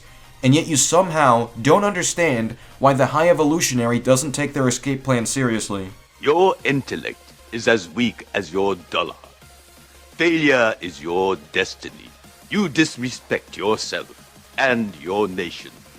You are made of stupid. Someone in chat said, why would he grab Groot? Or why would the High Evolutionary grab Groot? Because he wants him dead. Yeah. Why wouldn't he? He just let him go after he's Surely- caused it. I refuse to accept at as this a point that hostage. after everything that's fucking happened, the High Evolutionary is just gonna be like, well, if you escape, that's cool. What we get is the High Evolutionary saying, huh, those idiots, they jump in, like, that's a great survival plan. Peter has done this with Groot before. It doesn't matter. If High Evolutionary grabs Groot, it's over. He loses nothing. It's over for Peter. He's dead. I love how Fringy hears Mahler very clearly read off the line that explains why the High Evolutionary doesn't think they have a chance at surviving this, and you're still unironically questioning why he didn't just freeze Groot. Fucking, what a fucking dumb fucking moron. he has to expect Peter's gonna live because he didn't just jump out of a window to die. Like, I it's don't even think really there's a worth plan, emphasizing. The obviously. whole But it's so flat on its face absurd to High Evolutionary, because what plan would Peter have had to survive when his ship is stranded while the planet is exploding and his friends are unprepared to deal with this? They couldn't possibly have planned for the planet exploding. That's why he thinks he's won here. I want to make a brief comparison to Avengers 2012, a movie which EFAP has said is good, and they think Loki is good. Notice how Loki doesn't ensure the deaths of the Avengers on the helicarrier, and just leaves it to the Hulk and has Clint personally take down Nat. Now you can ask why Loki doesn't stick around and ensure Captain America gets killed, or even mind control him to attack the others, or take down all 4 of the helicarrier's engines to ensure they have no chance to recover even if they bring one back. But the very simple answer is that Loki is overconfident in his plan because from his perspective, the Hulk would be so destructive and distracting that they'll have an extremely difficult time restoring any of those engines. Clint wouldn't hold back against Nat in every way he knows she fears. You're going to lose. Your heroes are scattered. Your floating fortress falls from the sky. Where is my disadvantage? Loki, why don't you just finish off the heroes if they're already scattered? Why don't you make sure the fortress actually falls in the end? The Chitauri are coming. Nothing will change that. What have I to fear? The Avengers. Loki, why don't you just kill Tony right here? He obviously didn't come to you just to die, so he must have a plan. He could have reunited with Captain America and Thor. Why don't you just kill him as soon as he enters? Wait, what do you mean this makes sense for Loki's character? Well, that's annoying to me. As someone's just highlighted, how isn't Groot one of the most fascinating life forms to the High Evolutionary ever? Yeah. This, like, incredibly resilient tree man. The High Evolutionary has existed for hundreds of years. He very easily could have attempted to utilize a creature like Groot, but it didn't go very far in the genetic mixing stage, due to being incompatible with the animal life forms he brought in. Or alternatively, he just didn't care right now, because Rocket is his main priority and nothing else matters. It was like he thought they were going to die. He's incredibly fucking stupid if he thinks that at this point. You literally just compared it to Peter Quill shooting himself in the face. And so Drax tries hitting the door again and again and again, and then it breaks open. And then not only does it break open, it like completely comes off of its hinges or its slide or whatever. Like it falls inwards. Like he just pushed through. One of them last doors designed for space, and he can punch it open. He has super strength, dude. So we see that, and then we cut back. You got Star-Lord piloting with Gamora in the ship as well, and they've made it to orbit. And then Gamora says, "What kind of monster slaughters a civilization?" And Star-Lord says, "Where are Mantis and Drax?" Gamora says, "I don't know." And then they go to Rocket. This infuriates me for many reasons. What should happen there is, oh fuck, they're dead. Rocket is dying right now. His full focus is on saving his life because that's all he can do right now, whereas the others are ambiguously absent.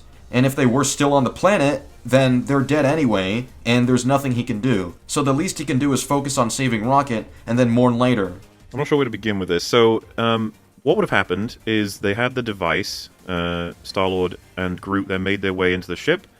They would have realized pretty quickly, because Gamora would have told them she's alone. He's like, what the fuck's going on? Gamora would not have told them she's alone until after Peter asked about it. Peter was too much in a hurry to worry about them at the moment, and assumed they were somewhere else on the ship. Once he heard nothing from them is when he asked where they were. He said, I don't know. And he's like, where's Drax, where's Mantis? Because he'd be like, they're not here.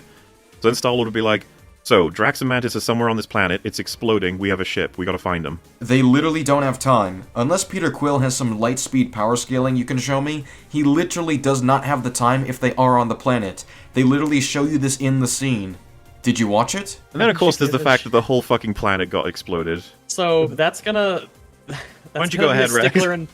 It's gonna be a bit of a stickler in my mind for a while. I walked out of the theater with that sort of looming over the entirety of sort of the experience, that we spent a pretty decent chunk of time with these people and humanizing them, and they were friendly and they helped, and they were like, we had the joke about the car and the dad, and we specifically had all these scenes of them looking at like photographs where everyone's a bat, and they went to the house and they got beverages for him, and they live in towns, and they showed the kid, and then there was that one scene where the two of them were hugging on the lawn and they just got exploded. I don't know what the fuck what are we doing?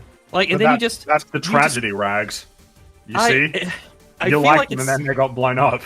I mean, this ain't like Alderaan, you know? This ain't some Alderaan where you don't get to see the happy people. I'm just so, like, you just didn't have to do that, and you did. You know? Yeah, but the High Evolutionary is really bad, Rags. I thought the whole point would be them trying to save the planet as this is all going on. No, that lost cause. Lost cause. It's over for them. All right. All the little girl with the ball and the girl and the woman who fell and scraped her knee, and the bats that they went into their house and they talked and had a language and they're just all dead. They're just all dead. They all died. The entire world is exploding around them. That entire civilization, everything that they created and built, All of is their all hopes just and dreams up in just flames, destroyed. like them. And it's just moving past it really quickly. And so that really bothers me that they decided to do that in this, and there doesn't seem to be any, like acknowledgement of it, other than, yeah, the planet exploded. That's not good. Well, I mean, it was a big set piece, all right? That's a whole lot of yapping. Now let's see the first thing Peter says when he hears the High Evolutionary on the phone. Go to hell, you sick son of a bitch. You killed all of those people. He literally yells at him for this in the film. Did you watch it? It begins with Nebula being very upset, as she fucking should be. Drax is like, "Ha, you're lucky I was able to knock down that door with mine." She says, "Rocket and Gamora are probably dead because of you." And he says, "I didn't know." Which is not even close to true. It is true. He didn't know they'd get killed because he didn't know the planet would just blow up like that. And it's not, dare I say it, it's not what Drax would say at this point. Well, yeah. He did know. He knows he knew. He would say something like, "I didn't think it would be... I didn't think that would happen." That's the same thing. Saying you didn't know something would happen is the same as saying you didn't think it would happen. What the fuck are we talking about? I mean, obviously you didn't think that the planet would explode, but, you knew that some bad shit could happen. He thought bad shit would happen if he didn't help out Peter. Alright, let's start with the perpetrator of this horrific crime against humanity, Mantis. And storytelling. So, first off, we have the callback to the original time earlier in the movie where she said, "No, we don't do that sort of things to friends." It's one thing to do little things like a little, "Oh, remember you fell in love with that napkin," or whatever it was. Yeah, that's a joke, and he knows about it, and he knows that it is what it is. That's compartmentalized into being a little fun thing that they did. We can talk about that later. But there is a huge difference between that and essentially erasing someone's memories. Because when you do that, a person is their memories, essentially. Their experiences are kind of who they are. To wipe someone's memory is essentially to kill a person and to put a blank slate in their place. Rags, if I forget a few calculus lectures from a few years ago, did I die? Don't answer that. And that's a very, very serious thing. Memories are they're very core to who you are as an agent. And so to take that away is to destroy a part of someone's, destroy a part of who they are. In the same way that you cutting off someone's leg. You can moral grandstand about this all you want, but this does not compromise Mantis's character. The reason she does this to Drax is because she's never seen him this upset before, and it'd be a serious hindrance to the mission if Drax is off his game because of what Nebula said and what the conversation revealed about what Mantis thinks of him. So yes, Mantis will make this morally questionable decision if it means staying on task to save Rocket and the rest of the galaxy. He says, "This story has been yours all along, you just didn't know it." So this is actually a bit of a tangent from that point, but now that that's on my mind, that line, "This story was yours all along," as a meta line, look, alright, I like Rocket a hell of a lot. Guardians 1 and 2, Peter is the main character of those films. Lila said that to Rocket to give him purpose, and it's based on the fact that he was the only one who survived in the end. That's why it's his story from her perspective. Did you watch it? What starts to happen is that he's actually reached the end of his ability to stay alive before the passcode thing has been uploaded. So he's gonna have to die. And Gamora starts saying he's gone. And then Star-Lord's like, "I am not letting him go," and starts doing CPR. Now, this to me felt just like they've done this payoff in movies 10 quadrillion times.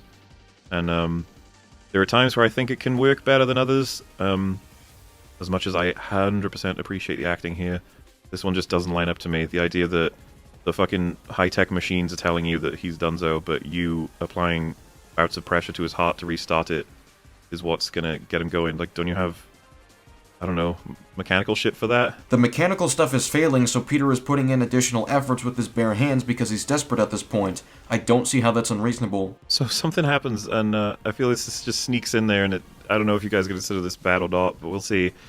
So you have Rocket saying, "Where's Nebula?" And of course, he's saying it because he can see that she's trying to contact them. He sees it on a little notification thing, so he's basically just saying, "Where is she that she's contacting us? Why isn't she here?" Quill interprets him as just asking where she is in general. And because of everything that's happened, Quill says, He's preparing to say she's dead. I can't fucking believe that you're telling me that Peter Quill has come to terms with the fact that Nebula, Drax, and Mantis are all fucking dead. Yeah. If he's struggling to get it out, then he's struggling to come to terms with it. He literally looks like he's about to cry again when he's about to say she's probably dead. Like I said, he captures Nebula, Drax, and Mantis, and he contacts Quill to say... he says something I can't remember, but the important thing is, Quill does say in response to him, "You sick son of a bitch, you killed all those people." It's like, thank you. Yep. That's it now, but that's still the end. Yeah. That's the end of the acknowledgement, but it's something. Something. Did you want him to go on a Chris Evans, Deadpool, and Wolverine rant about it? He said exactly what you were expecting from him. There's the acknowledgement that you were asking for, so why are you still complaining? Drax and Mantis, who have been put in a cell together next to the cells with all of these new specimens. Really strange place to store those guys. They're locked up anyway, so what's the problem here? So then Nebula says, "You! We need you to tell all the other children to stay away from the starboard walls, now!" Which is just so fucking absurd. Drinker's complaint for this movie was that Nebula is too angry. I disagree with him. I thought that she's very reasonably angry in a lot of scenes, but this one I didn't know what the fuck was going on. Why is she shouting at children? What's the goal? And you might be like, well, maybe Nebula doesn't understand how to get children to do what you want. I just be like, don't buy it. Hey guys, here's a very reasonable explanation as to why Nebula is communicating ineffectively with children. Nah, I just don't buy that. You know how they just decided they'd just fucking arrive at the Orgoscope? They just arrive at his ship. They're just there. They're like, hey. Yeah, yo. You hope they don't have any things that can, like, disable the ship, capture the ship, surround the ship. The High Evolutionary is already counting on them arriving to bring Rocket over, and you have to pull him up in order to actually attack the ship. So, yeah, something I realized at this point, I probably should mention it earlier, Gamora's told nobody that Adam Warlock is in the ship. Where's your proof that Gamora didn't tell them? All we see is that he's locked up later by the Guardians. Last we saw, he was on a ledge where he could have easily fallen, so Gamora just figured that flying around would have done the job. But while she was figuring it out, Adam could have easily gotten up and moved away from the ledge and fallen asleep due to the fatigue from the fight. I thought it was really fucking interesting that they actively are trying to kill Rocket. To the point where they smash through the, I was about to say windscreen, blast shield, whatever it is, the front of what it's called on a spaceship, I guess. The space screen. They smash right through it and almost kill him. They punch him right in the face, but he just avoids it. First of all, like, no decompression. That does eventually happen, but, just so odd that they've not been given the command to not kill the fucking raccoon. Isn't that, like, the whole goal? If they punch through the glass, they can grab Rocket and fly him towards the High Evolutionary. High Evolutionary says, "Open the pit." Now, he's referring to the room that Drax, Mantis, and Nebula are in. He's going to open up the door that separates them from the pit below them. And you might be thinking, like, aren't they his bargaining chips? And that's exactly what his subordinate says. Our bargaining power will be gone. That's not addressed. He just opens it anyway. Literally no response. That's it. How the fuck would Peter know that his friends are killed? He wouldn't even know from where he is, and he already made it clear that he's uncooperative. Once he decided to go on a full-on assault, Peter knew his friends were being threatened and did this, and would never give up Rocket willingly. High Evolutionary knows this, so he proceeds to kill them out of spite. They fire at Nebula. She's like, whoa, and they fire their rainbow vomit at her. We saw that in Guardians 2. Then, the next shot is an image on a hologram of the spaceship that belongs to the High Evolutionary, and it is exploding in several portions of it. And then it shows the subordinate say, "My God," or "Good God," or something. And then it cuts back to Drax, Nebula, and Mantis running around away from those creatures while there's explosions, fire, and now a big hole in the ship. So, from that, I can only conclude that the creatures in the pit just blew several holes open in the ship. What the fuck are you talking about? The ship is literally being attacked right now by cannons? How did you conclude that the tentacle monsters are the only reason this could have happened? Yeah, and then we see, it's not just rockets, it's also Star-Lord and Gamora's ship they're flying. Adam Warlock flies in through the front of it, and there's no decompression again.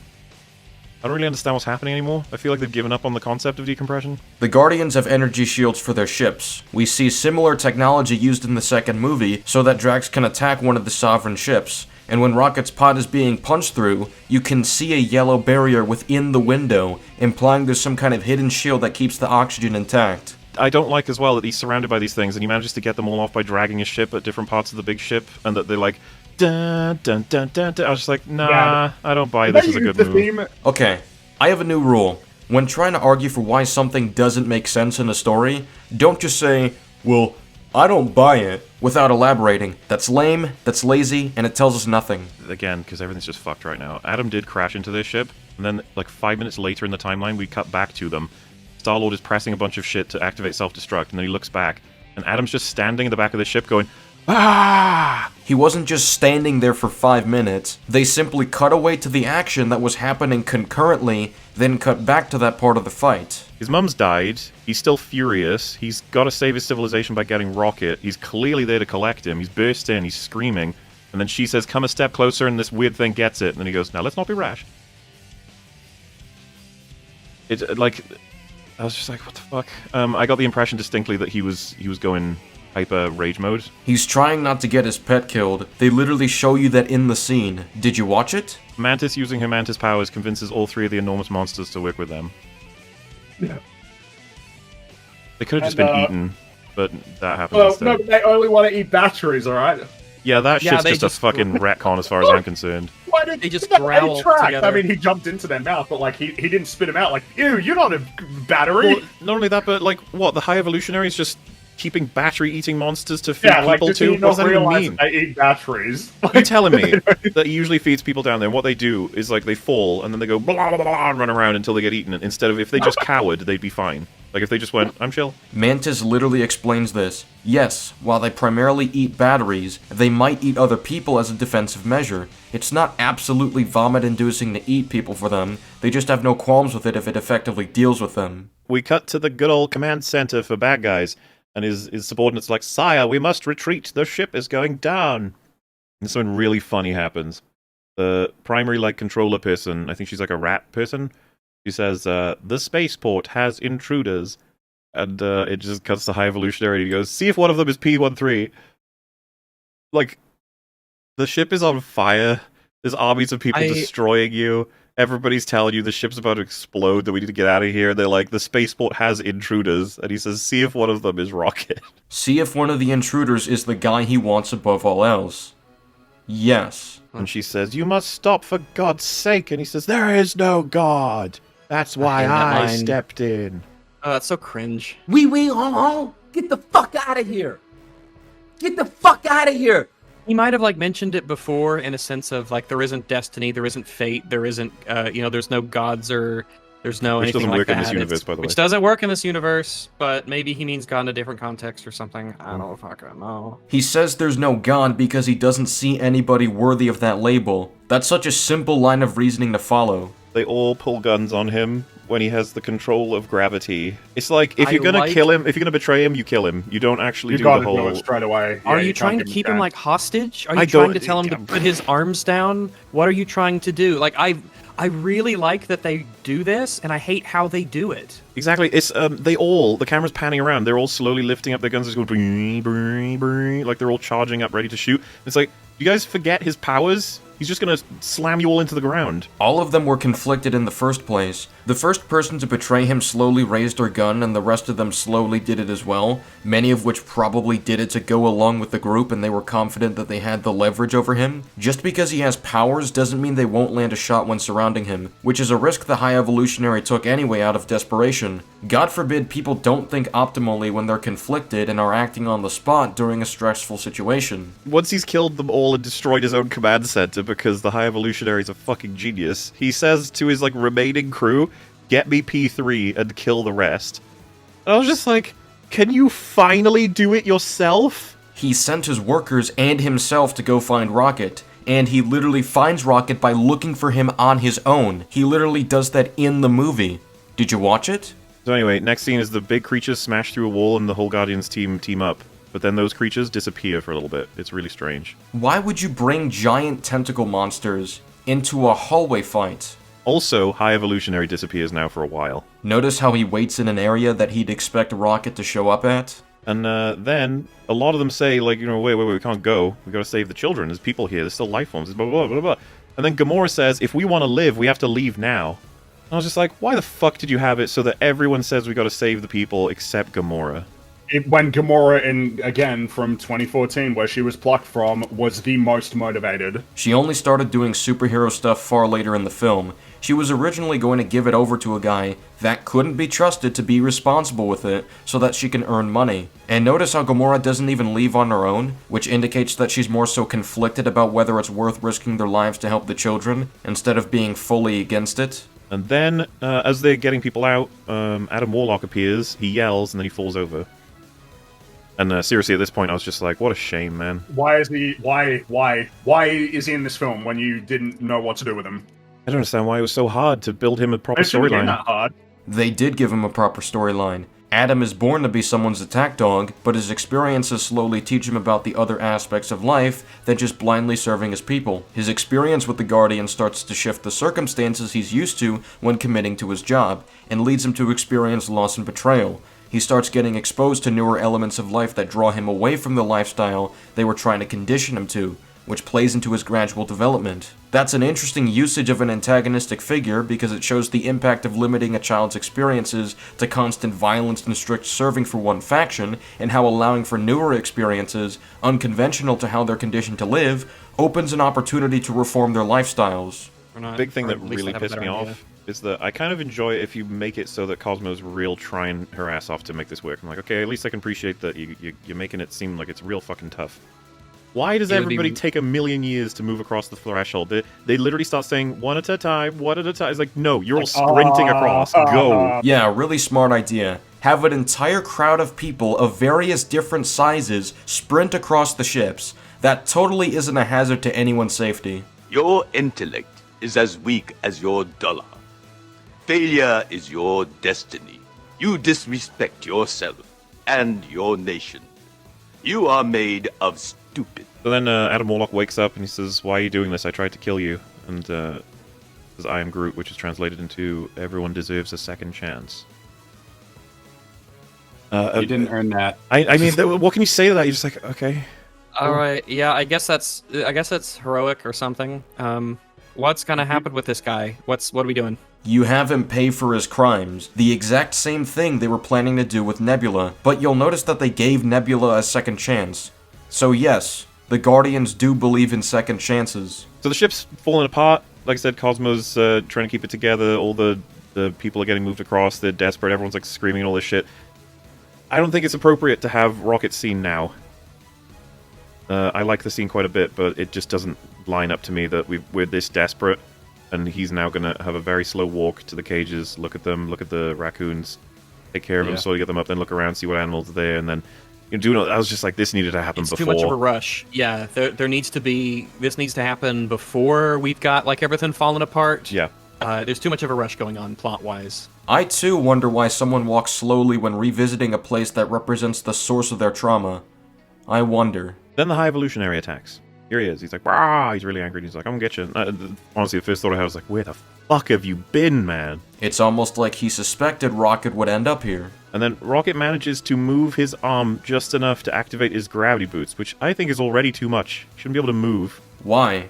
Where in the film does it state that you can't move any limbs when pushed by the High Evolutionary's powers? There's nothing stating it's impossible to resist against. Plus, the High Evolutionary is literally losing his shit and acting unstable, which can affect the grip he has on Rocket. He's literally shaking in the scene. They even have him go in, like, he throws him onto something electrical, and Rocket's like, blah, blah, blah. And it's just like, oh, Yeah.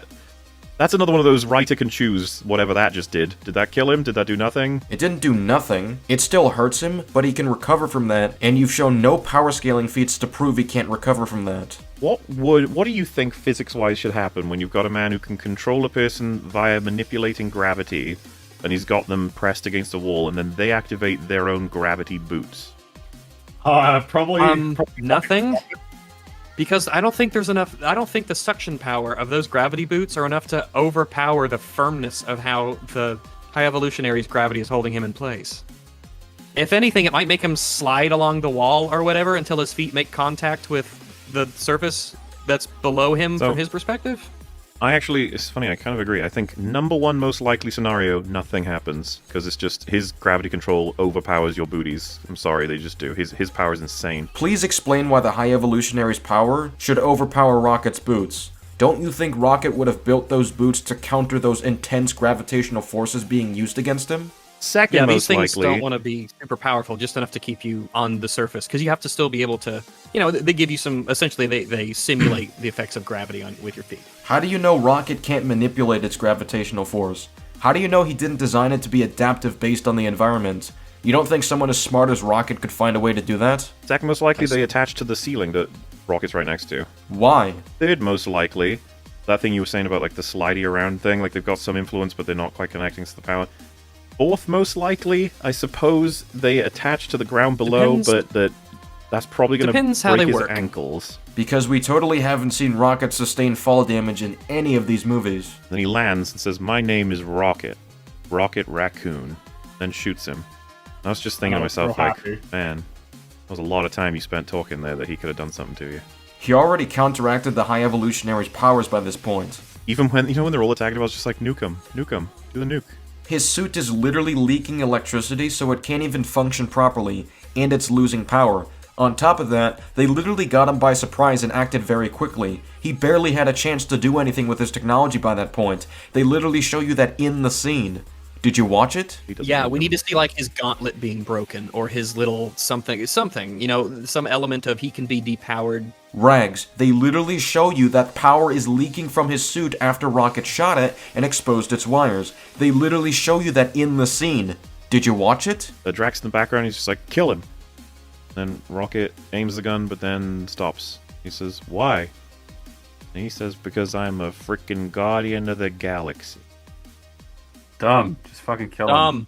I don't understand at all. I would have expected a subversive, like, oh, is he gonna? You'll spare him, right? It's just like, no, of course I'm not gonna fucking spare him. Are you serious? Like, we kill people all the time. You talk about like the Deadpool thing where Colossus is just like, the way the world sees us, and then White just shoots the guy in the head, just unceremoniously. It's just like, what are they going for with I'm a Guardian of the Galaxy? What does that mean at that point? I think they're talking about the thing that I think Cap mentioned earlier, right? Where it's like that lame thing where you can just kill all the faceless goons, but like when the actual villain who orchestrated everything, but like what kind of mercy is it? The ship is blowing up. Drax is literally seen carrying him out of the ship. He's not blowing up with it, you just made that up. The Guardians of the Galaxy don't kill defenseless people, hence why they didn't kill Nebula when they had her captured. Rocket refusing to kill him is a sign of moving forward from his trauma. And then all the animals are saved, because of course they are. Well, I mean, yeah, but hey, look, alright, it's they all very conveniently stampede in the right direction. Yeah, they're all just cooperating, They all know that they need to run away from the exactly where they need to go. It's convenient that animals run away from fire. What am I listening to? It'd be pretty useful if maybe they had like an alliance with some Ravagers, maybe with some portal technology. Gamora literally did call Outpost. Nobody picked up except for the Sovereign, which implies that the Ravagers are off busy with other things right now. Most likely for money. It's bad enough without that Ravager to die, because you could be like, why can't they contact fucking Doctor Strange? They're friends with him now. They're not friends with Doctor Strange, they just fought with him to save the universe. And you'll notice that Doctor Strange and the Sorcerers are not the most reliable when it comes to threats unrelated to the universe or their reality. Well, heroes like the Avengers protect the world from physical dangers. We sorcerers safeguarded against more mystical threats. Not only are they most likely busy protecting their reality, but they're not considered dependable for adventures like this unless they affect their universe. Also, Doctor Strange was pulled through a portal in the last movie, so... oh, we're at that point. Damn.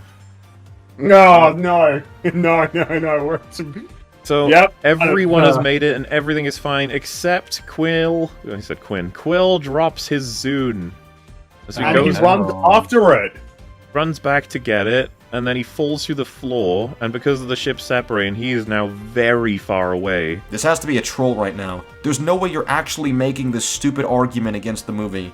This has to be trolling. There's no way. You're telling me that the reason why Peter is gonna die is because he ran back for his Zune. Okay, so they're actually being serious right now. You're unironically complaining that Peter Quill, the same guy who risked his life to get the Walkman headset gifted by his mother, would never have risked his life to get his Zune, something his recently deceased father figure gave to him, which he intends to give to Rocket? Like, I'm not even gonna play the failure is your destiny clip anymore for this one, because it doesn't do justice to the stupidity we just heard right here. This is single-handedly the stupidest argument I've heard against this movie. I'm actually about to explode right now. Somebody lock up EFAP and send them to a lab on a deserted island. Their stench is destroying the climate as it stands right now, and every second we waste brings us closer to global extinction. When I can the imagine him starting the to run. obvious payoff is, that he thinks about running for it, but then realizes he doesn't need it. He lets it You know? go. He lets it go. He holy grails that shit, and he lets it go. He Yeah. doesn't need it anymore. The Because music's he's got his inside friends. Yeah, he's already put the music inside of them. Yes! It was yes. right there, I know we're James. laughing, but It was actually, right yes, that was- there. Obviously. It's the Zune. It's not the tapes from his No, mom. it's the Zune is from Yondu, I think. So that would be my Is it from best... Yondu specifically? Yeah, can't Kraglin remember. gave it to him. Okay. And he said it's got like 300 songs. And that was really impressive. Like, so I understand that as an element, but it seems so obvious that the point is that he's past that of like the item itself, right? It's like the music itself and what it represents, or his friends, that he would run back for the music player and then die in space because of it. Like, what happened? That feels like a total regression. How is that a regression? Peter is deeply attached to his loved ones, especially people he lost in his life. It drives him to act irrational all the time. That's not something he just gets over. It's an intrinsic part of his characters in these movies. Did you watch them? It feels like we've gone backward, especially if the arc of this film is him learning to let go, that he nearly dies because he couldn't let go. Just because Peter is learning to let go of his past doesn't mean he can't have any impulses in the heat of the moment. He didn't think it would take long, and he had deep emotional attachment to the Zune. But I also feel like I don't know enough about the science, and I am very tired. But if his face is already bloated to that degree, I feel like he's done. I don't care about real-world science. I care about the internal consistency of the movie. You need to prove that he should be dead based on the rules in-universe. I thought they were going to apply med kits to him like as soon as he got in, but they didn't even do that. He's not dying. Yeah, Adam saves him after doing a reference to Creation of Man, the painting, right? Yeah, where Yeah, it's what's like up with that? turning out. I don't know. Why I would don't he know. do that? I Why would don't he know just what that bring is. him? That's clearly supposed to be funny. But I'm just sitting there like, oh, fucking hell. What are we... Dude, what's hurry up. no Like, meaning every to it. second. Every second counts, man. It's literally in slow motion. Why are you talking like he's just standing there doing the pose? Weird that you like have it on this shot because I'm looking at it and that other guy, he's just standing there. It's fucking paused. Peter says he's been running ever since he watched his mum die on Earth, and he's finally going to go back, which for some reason means he's leaving the Guardians. Don't really quite understand that, since he can visit Earth whenever he wants for even a week and he'd still be a Guardian. He's taking a break from being a Guardian. What do you think he means when he says, I'm gonna need to take some time. and the ending literally says he will return? What do you want about? Did you read it? Mantis says she needs to go because she's always done what Ego wanted, and now she's been doing anything the Guardians wanted, and so now it's time to discover something for herself, which again, I thought she was here because she wanted to be here. It's about Mantis finding a life of her own outside of what the Guardians tell her to do. It's like what you expect from a younger family member deciding to go out on their own and experiencing their own adventures. It's not unreasonable to take a break from your consistent lifestyle that frequently depends on others. Would Drax be okay with like, yeah, I'm just gonna help this society, where it's like, does he just want to quit Guardians now? Nebula literally says that she needs Drax at nowhere to build a new society. I need all the support I can get for those children out there. This is a great moment because Nebula grew to understand where Drax's strengths lie, and instead of trying to find fault in him, she instead thinks of where she needs his help. You weren't born to be a destroyer. You were born to be a dad. So yes, Drax would help out the society. He would be the father for those kids that he couldn't be for his own daughter. This is how he gets closure on that, by honing in on what he's best at. I can't believe you're actually questioning this. They literally explain this in the film. Did you watch it? But surely, this is where they live. This is where they spend a lot of their time. But that was actually something I was going to bring up. As And like nowhere moves. They can take them with them. Why would they move nowhere in accordance to the missions that the Guardians go on? There are children on this planet, and you're suggesting that Drax uses this planet as a means of transport to operate as a Guardian of the Galaxy. Your intellect is as weak as your dollar. Failure is your destiny. You disrespect yourself and your nation. You are made of stupid. Yeah, like why you take a sabbatical from the Guardians? You don't need to. You You don't need to quit. Yeah. And like what? A sabbatical. That's actually a really good way of putting it. Because if he wants to spend a decent amount of time with his grandpa, live out like spend his time with his grandpa until he eventually dies or something like that. Like, you don't have to commit to permanently quitting. He literally says, I'm gonna need to take some time. He straight up says it in the scene. Did you watch it? The end of the film literally says Star-Lord will return. That's the last thing the film tells you. I straight up say it in the dog. Okay.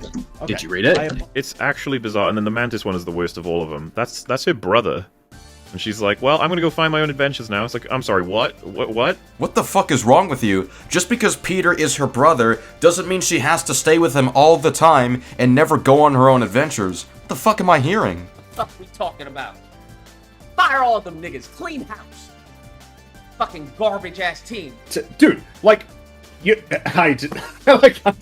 just seems so arbitrary. You didn't pay attention to the story. I'd pipe it down on how arbitrary it seems to you. And I did not get the sense at all throughout the film that we were ramping up to the Guardians splitting up as a team. And yet it aligns with the character journeys I've just outlined. It's like when Ant-Man says, like, if the Avengers need me, I'm just a call away. It's like, isn't that the Guardian situation? Isn't that how it works? Well, remember, in Avengers Endgame, they had a direct line of communication with Rocket. I can still communicate with people when I take a vacation somewhere. That doesn't mean I didn't take a vacation somewhere. The fuck? Because like, he just didn't try at all with her. He just said, like, she's just going. You didn't try at all. Gamora is super happy to be back with the Ravagers, who seem to be super happy she's back, and it's so fucking weird that they didn't help her out at all in this whole fucking thing. She tried to call them. They didn't pick up.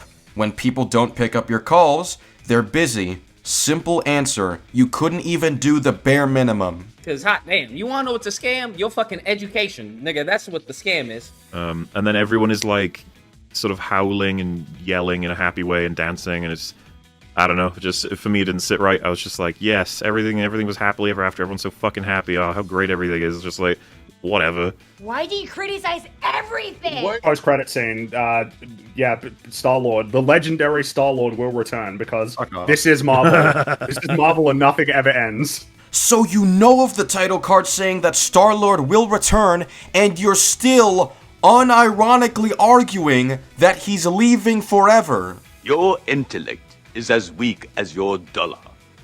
Failure is your destiny. You disrespect yourself and your nation. You are made of stupid. What I feel like is that the movie fooled me. No, it's EFAP that fooled you. Now I'd never intend to watch it ever again. Before I would have been like, yeah, I'd give that a rewatch, but now I don't give a shit. Watch it again and rethink their criticisms. Trust me, it'll do wonders. I quite like Guardians 1 and 2.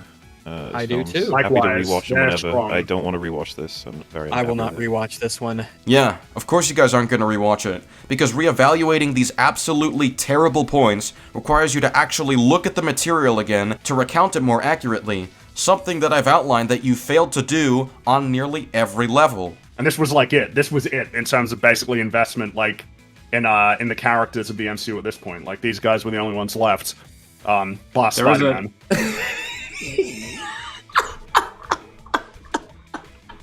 So, what are we thinking in terms of a number? Fuck. Between 2 and 3 for me. Just to say, I'm not going with the crowd here. I'm thinking at about a 2, and it legitimately pains me to say it.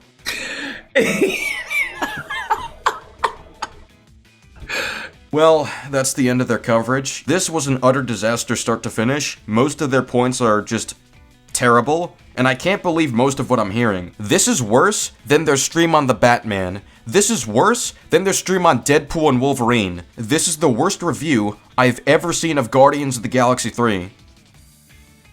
Wait, you mean there's more to dig into?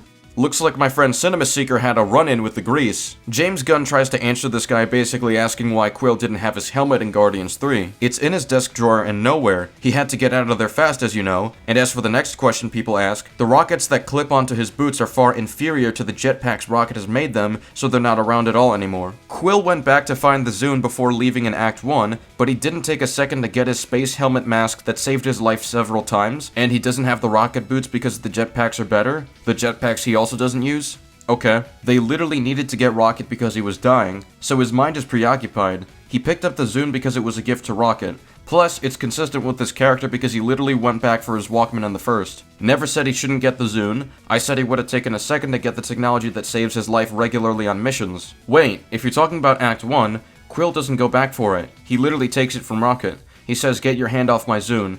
so he had it with him. Rocket puts it on his desk a bit later, and then Adam smashes into him, so I assume Quill had to go back and get it. Okay, he does, but I would argue that Quill wasn't expecting to go to space. He grabbed stuff that he was used to fight on Nowhere. He listens to music while he fights, so naturally he would grab the Zune, not his helmet, because they're not planning for space travel. Okay, so why is Mahler assuming that Quill had to go back and get the Zune, as opposed to someone like Mantis retrieving it so it can help cheer up Peter? Peter is the one who's heavily drunk right now, and he's entirely focused on Rocket. And Cinema Seeker is correct when he says that Peter wasn't expecting to go to space. He just used the ship for medical resources at first. I like how he brings up that very valid point, and the rest of the thread has no response from Mahler. Fascinating. Okay, I'm actually done now. This was horrible. I need to take 10 showers in a row after this. If you're still watching right now, comment down below how many showers you're gonna take after hearing this horrendous breakdown of the movie. That's all I have for today. Goodbye now.